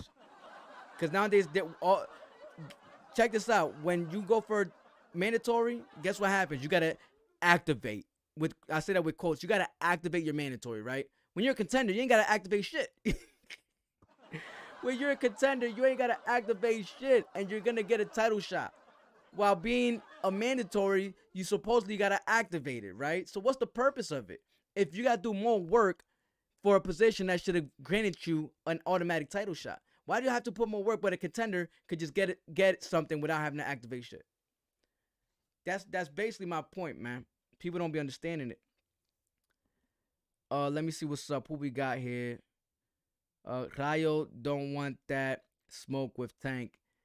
He gonna get done worse than Ryan and Rolly. I think at 135, I don't see Rayo winning at 135. And I think he might even know that. I think at 140, I think one of Tank's biggest contributions to his skill set, and I'm not even sure if this is so much of a skill set, but it's his intimidation with other fighters. The way he walks you down, the way he looks like, the way he makes you feel like you're less of an individual and you shouldn't be in that ring. I think that might not work. I think that's gonna work well against Rayo. I think someone like Tank Davis will get a lot of success trying to intimidate someone like Rayo, just a little bit. But remember, Rayo wasn't intimidated against Pitbull, and Pitbull is a pretty scary fighter in that ring. But there's just something about Tank Davis that, there's an aura about him, pause, you know what I'm saying? Hold up. That comes with him when he goes into that ring and fights fighters where they just get intimidated. And I think that could play a heavy role against someone like Rayo. So I do agree. I think Tank finishes Rayo at 135, but I think Rayo versus Tank at 140 is a more competitive fight. Where I would just like to see it. I would enjoy that fight. At 140 though. Yeah. Tank and Rayo 140 is a better fight. I think Tank at 135 is just pretty much unstoppable if you ask me. Well, we still got to see him face some more, I would like to see him, he's fighting Roach, a 130 pounder. If that was the case, he should have just fought Keyshawn Davis, right? He should have just fought Keyshawn Davis. That's how I feel. People say, oh, but Roach has a world title. Yeah, at 130, that don't do nothing for Tank at 135. You know what I'm saying? So, yeah, you know how that goes.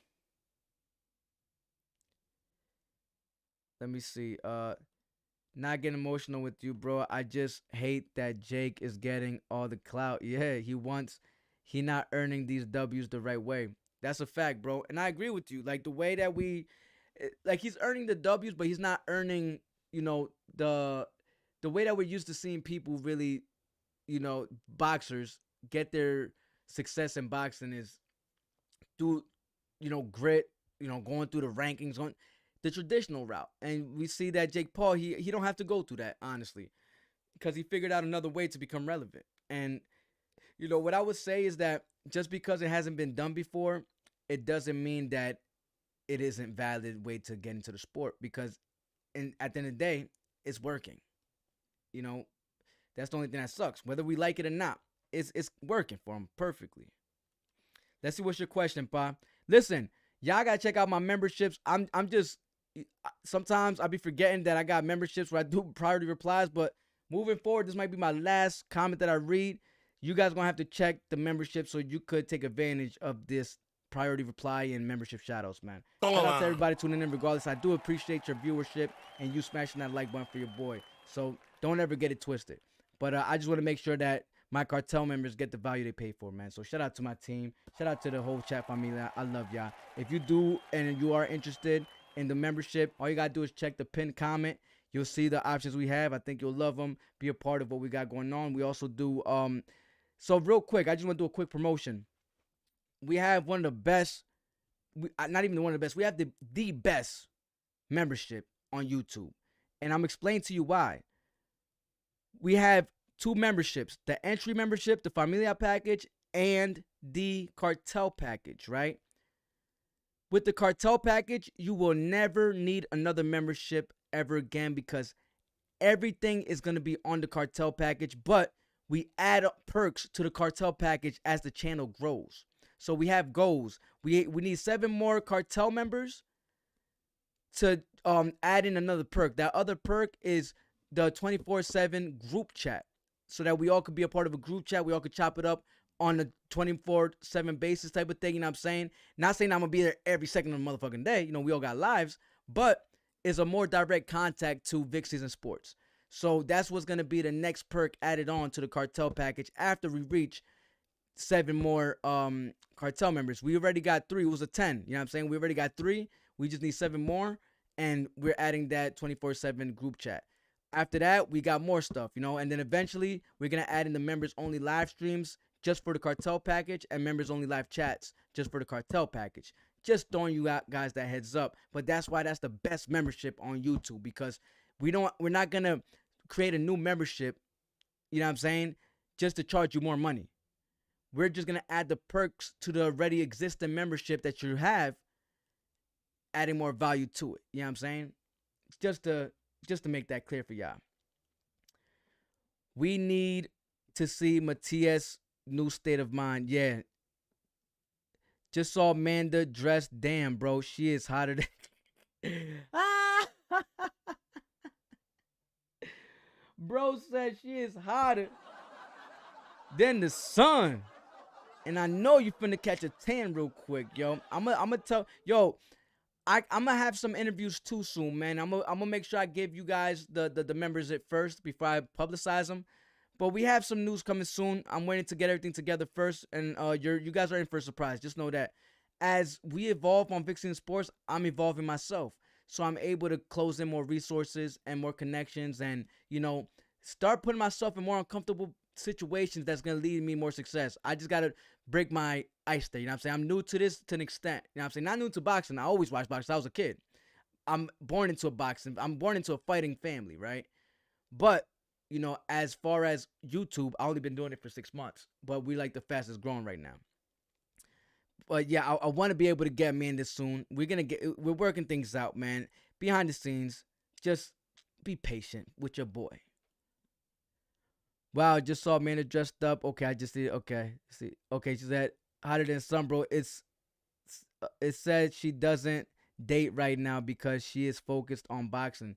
She can slap me around anytime. Laughing out. You see, this is why we love Amanda Serrano, bro. You know why? Because Amanda Serrano, the difference between Clarissa Shields and Amanda Serrano is Clarissa Shields has pick-me vibes all over the place on her channel. On her Facebook, on her Instagram, whatever the case is. Her ex, he blocked me too on some bullshit. But on her channel, she's just, oh, pick me on, you know what I'm saying? Please, look at me, you know what I'm saying? Ooh, look at my butt. Yo, look at this. Look, I'm coming in with a 2-piece in this joint. You know what I'm saying? Look, oh, look, I need a hubby. Man, I'm done. I quit dating, man. Everything has to do, it's like single girl vibes all day and then hot girl summer vibes, whatever, all day. You know what I'm saying? Amanda Serrano on the other page is like, man, I'm not even trying to date. And I ain't gonna lie, Amanda Serrano got potential, son. You know what I'm saying? I can't say too much. I'm wifed up. You know what I'm saying? I can't say too much, but she got potential. And she's the one that's focused on her career. So shout out to her, man. Let me see. Good work, mi hermano. You are past 5K and still climbing. Let's hit 10K ASAP. I knew this would happen, and there's way more to come. Very excited to still. Thank you so much. Very excited to see. Thank you so much. Toma, huepa, chacho, pa que sepa, Yo, puñeta. CC Wright, she's like the mother of Vic Season Sports. You know what I'm saying? Not literally. I've never met CC Wright. She's a wonderful Latina, Mexicana from Texas. You know what I'm saying? And she's been like, she's been very nurturing on Vic Season Sports. You know, I'll be here sweating sometimes.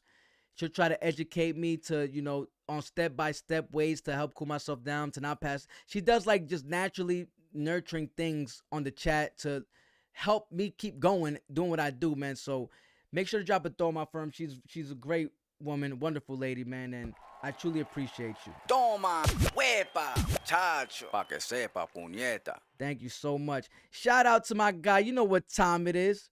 Y'all know what time it is, man. Let me see where we are. I want to know where my sound joints at real quick. I got to get my sound joints on here, man. I'm on a different joint, so I got to get that. But shout out to my guy. He just upgraded to the cartel package. Toma, Let's huepa, go. chacho, pa que sepa, puñeta. All right. We got to play that Toma real quick. I'm going to turn the cam back on. Let's get it. All right.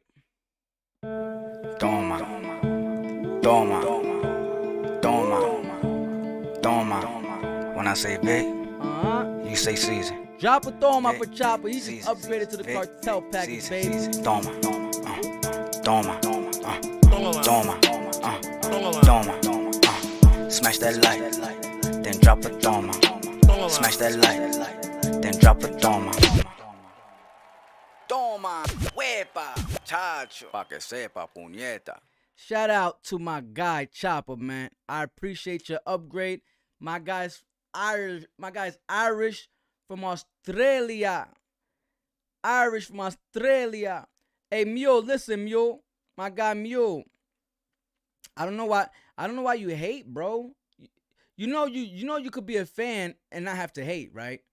You know we could have a disagreement and still be cool, Sean. Like tomatoes is cool, but at least there's tomatoes to throw in this motherfucker. You know what I'm saying? What's worse than not getting tomatoes thrown at you is people not showing up to begin with. Toma, huepa, chacho, pa que sepa, puñeta. You heard? I repeat, what's worse than getting tomatoes thrown at you is people not being in the audience to be able to throw them there to begin with. Gotcha, bitch. So I'll take the tomatoes, bro, and I'm part vegan, so I'll eat them bitches too. They healthy, motherfucker. You know what I'm saying? I'm good with that. You know what I'm saying? Gotcha, bitch. But, you know, regardless, a lot of the haters on Vic Season Sports, or not, I wouldn't even say haters, but a lot of the passionate fans end up, you know, turning into fam. You know what I'm saying? Because I don't care about who you go for. You're going to like Katie Taylor, that's cool. You're going to have your perspective. I'm not your enemy, so I don't give a shit. You know what I'm saying? I'm just here to stand strong on my points. If you got facts to provide me, I'm willing to listen. If you don't, then I'm going to just move on. If you want to keep spamming, then eventually you're going to get this. This is Sparta! But as long as you don't keep spamming, you're more than welcome to stay on the chat for as long as you like. If you want to debate or relate, I'm all for it. But spamming, just being, like not saying a bunch of nothing with substance, then eventually you're going to get removed. You know what I'm saying? But you're more than welcome to stay, pa. I don't got nothing against you, Mule. Shout out to Ireland. I don't got nothing against Ireland. I just have something against that fight. I stand strong on that. You know what I'm saying? And a lot of Irish people do too, as you can see. But other than that, I respect you for standing strong behind your countrywoman. I don't expect you to do anything less. But I would low-key respect it more if you just called it more fairly, or at least provide some type of, boxing education to help enlighten me with something I might be misunderstanding. You know what I'm saying? Other than that, then, if you can't do that, then eventually if you're gonna spam, you'll get kicked out, and that's it. It's no big deal. You know what I'm saying? We'll just move on.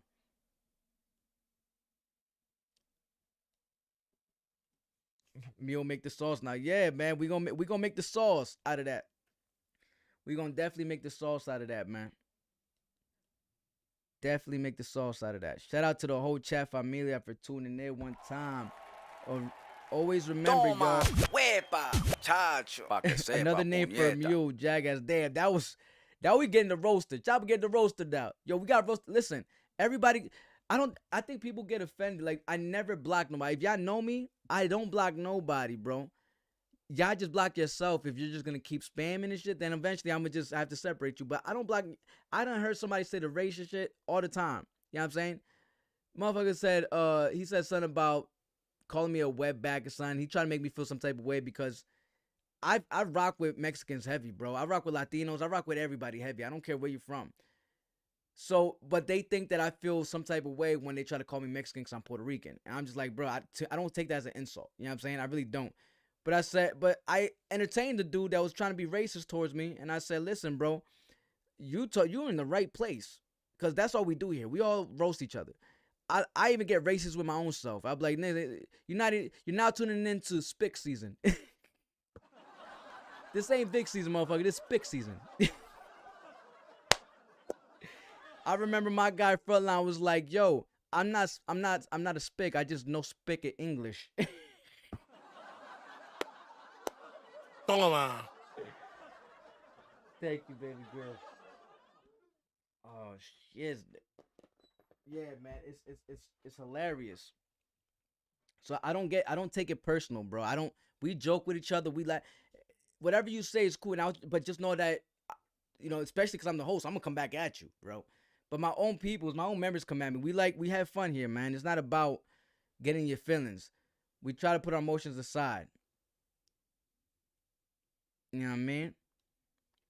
Make sure to hit that like button if you win here. We got 68. We need at least 2 to make 70, man. We need 2 of y'all to, if y'all watching right now, hit that like button. Let's get to 70 real quick. We got 68. Let's see where the poll's at. We didn't even pay attention to the poll for a little bit.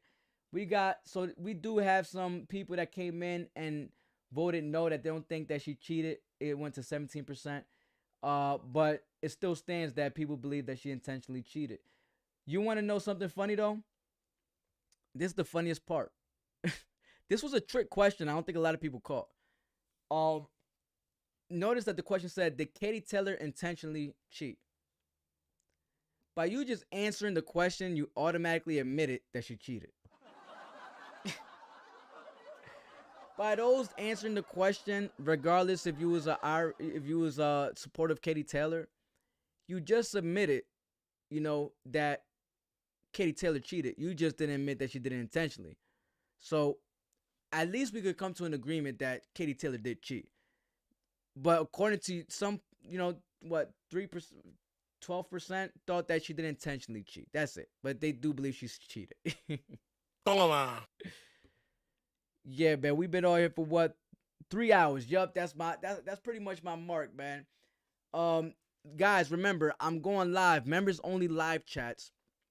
Let me read real quick before Vic. You have a good mind and are lighthearted.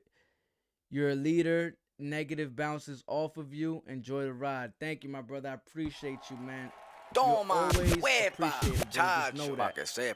guys don't understand. This is truly a family for me, for real. You know what I'm saying? Regardless where you from, the fact that I got people from Australia, you know what I'm saying? People that are not even Latino, Irish. You know what I'm saying? We got Mexicans from freaking Texas. We have black brothers and sisters from UKs. You know what I'm saying? Showing love. So it's like, and look, we got another one. Shout out to CC one time. Toma, huepa. And you know how we gotta Chacho, do pa' it que here in sepa, Big Season puñeta. Sports, baby. Baby, you have shade? Toma, toma, toma, toma. When I say Vic, you say season. Vic, season. Vic, season. Toma, Toma. toma, Toma. toma, toma. Smash that like, Toma. then drop a toma. Drop a thoma for your homegirl CC right. Toma, toma, huepa. Chacho, pa' que sepa, puñeta. Drop a thoma for CC right. Thank you so much for that donation. Just a little more for the diaper fund. Love to all from Channel Madre. Thank you so much. That's the mother of this channel, man. So make sure you show her some respect, some love. Pa' que sepa, She always puñeta. holds it down, man, and it's very genuine. It's very genuine, very caring, and like I said, this is the family, man. It's very appreciated. Edwin, I usually don't do this, but I'm gonna see what you said. I just want to answer. You said, gotta learn how to have answer for those headbutts. She kept putting her head towards Katie's shoulder. Right, but Edwin Sanchez, just to capitalize off what you said, right? And I said this earlier, that we have to stop putting the blame on what Amanda Serrano should have done and start putting the blame on what Katie Taylor shouldn't have done. She was using illegal tactics. We just went over it. Her style in boxing is illegal in the sport of boxing, where you can't lead with your head when it's passing your leading foot. The whole time she was leading with the forehead. That's automatically illegal. Nobody expects that to happen, and they're hoping that the ref plays a role in that. They already told the ref that she's leading with her head. He said, "No, I seen her boxing." So I would even like to bring the ref. Listen, what we got to do is I'm doing my best to get the ref. I want to spam them motherfuckers so I can get them in here and say, listen, according to the rules and regulations, you're the ref. You're saying that she doesn't fight dirty and that she's okay to lead with the head, but why is it that that's an illegal style, but you're saying that's okay? You can't lead with your head. You got to make sure you lead with your front foot, with your lead foot. That's the purpose of the sweet science of boxing. You know what I'm saying? So leading with your head, you're not throwing any blows with your head. So why are you now doing this is different. When you're just doing this, like Mike Tyson, but Mike Tyson is going off of his lead leg. You know what I'm saying? He's going in like this. He's not going in with his forehead. He's not just and this is one of my example right here. Peep this out. Look to the right screen. Look how she's doing it. Mike Tyson ain't fight like that. Mike Tyson used angles. Mike Tyson used the sweet science. Do you see what I'm saying? Mike Tyson used the sweet science. He didn't just you know what I'm saying, just go in like this with his head running forward to try to hit you. She was invested her whole head into a punch. There's even one where she kept her foot like this and she swung her head like this. That's not boxing type. So we got to stop talking about what Amanda should have done, and we have to start talking about and having a conversation about what Katie Taylor shouldn't have done, because Amanda still kept it clean and legal. Clarissa Shields kept it illegal. They said, okay, it wasn't intentional headbutts, but her style causes headbutts. That's why it's an illegal style to have. That's why you're not allowed to lead with your forehead. We just went over this earlier. So that's why I'm trying to say it doesn't make sense. We can't focus on what Amanda Serrano should have done. Oh, she should have stepped to the side. She shouldn't have to do any of that if she's fighting a person that is actually following the rules of the sport of boxing. You know what I'm saying?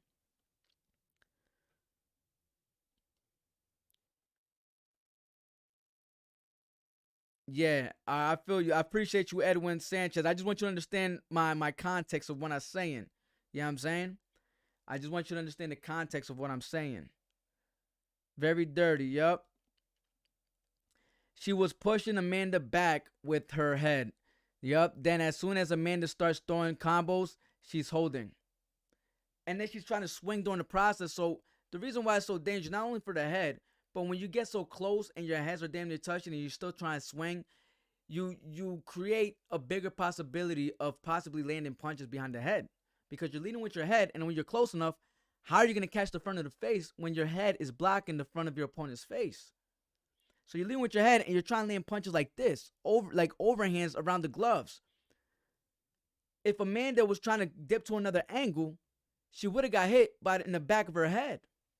Because the only way that Katie Taylor could swing when her opponent is right in front of her face is doing hooks, overhands.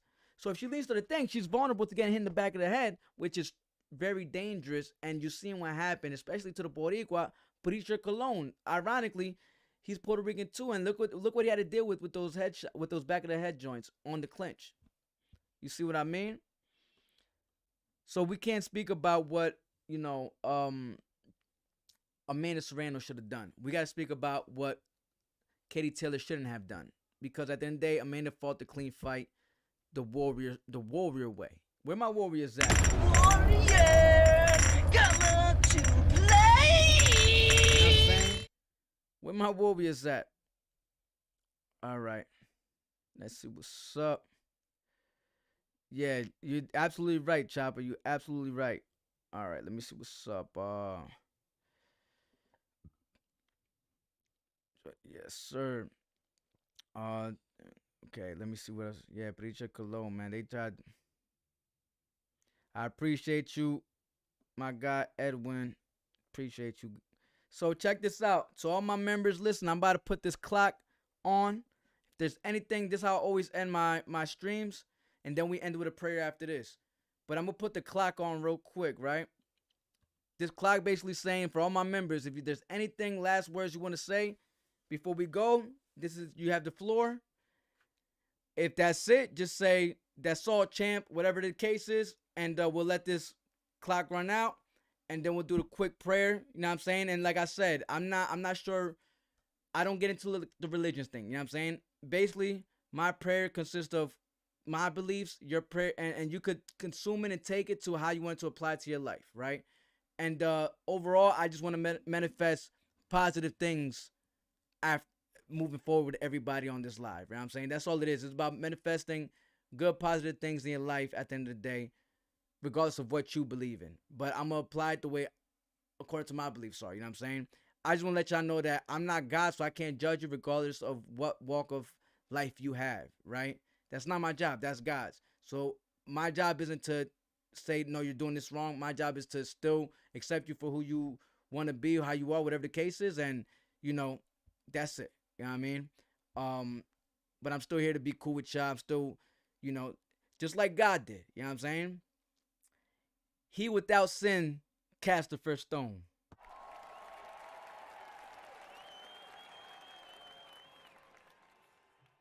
You got me figured out. Retired nurse and teen counselor. You see? I already low-key knew. You know what I mean? I already low-key know. I could feel the vibes. I could feel it. I could feel it. I could definitely feel those type of vibes, man. That's why I appreciate you. That's why I truly appreciate you, yo. Let's go. It's about time. This is a wrapped up session. Toma, huepa, chacho, pa que sepa, puñeta. Thank you. You already know my guy, Terry Lou. Now we're going to end this with a quick prayer. I'm going to say it like this. Dear God, thank you for yet another successful live stream with fight fans and talking about the sport we love, regardless if people disagreed or not. I appreciate that we were able to do this in a form where nobody was, physically harmed. And I hope that if anybody was, mentally harmed through my words and my strong passion in the sport of boxing, that you ease their minds a bit before going to sleep tonight so they could sleep well and wake up to yet another day. Thank you, God, for keeping the drive going. Thank you for helping me build these memberships with good people that, that is overall helping me grow, and it wouldn't be possible without them. And overall, it wouldn't be possible without you. So all glory goes to you. All thanks go to you. Thank you, guys. Thank you, God. And till next time, love you. Amen. You know what I'm saying? Toma. I love y'all. You already know what's up. We're going to end this with a toma. Toma. Have a good night. Sleep well, my peoples. Love y'all. Peace.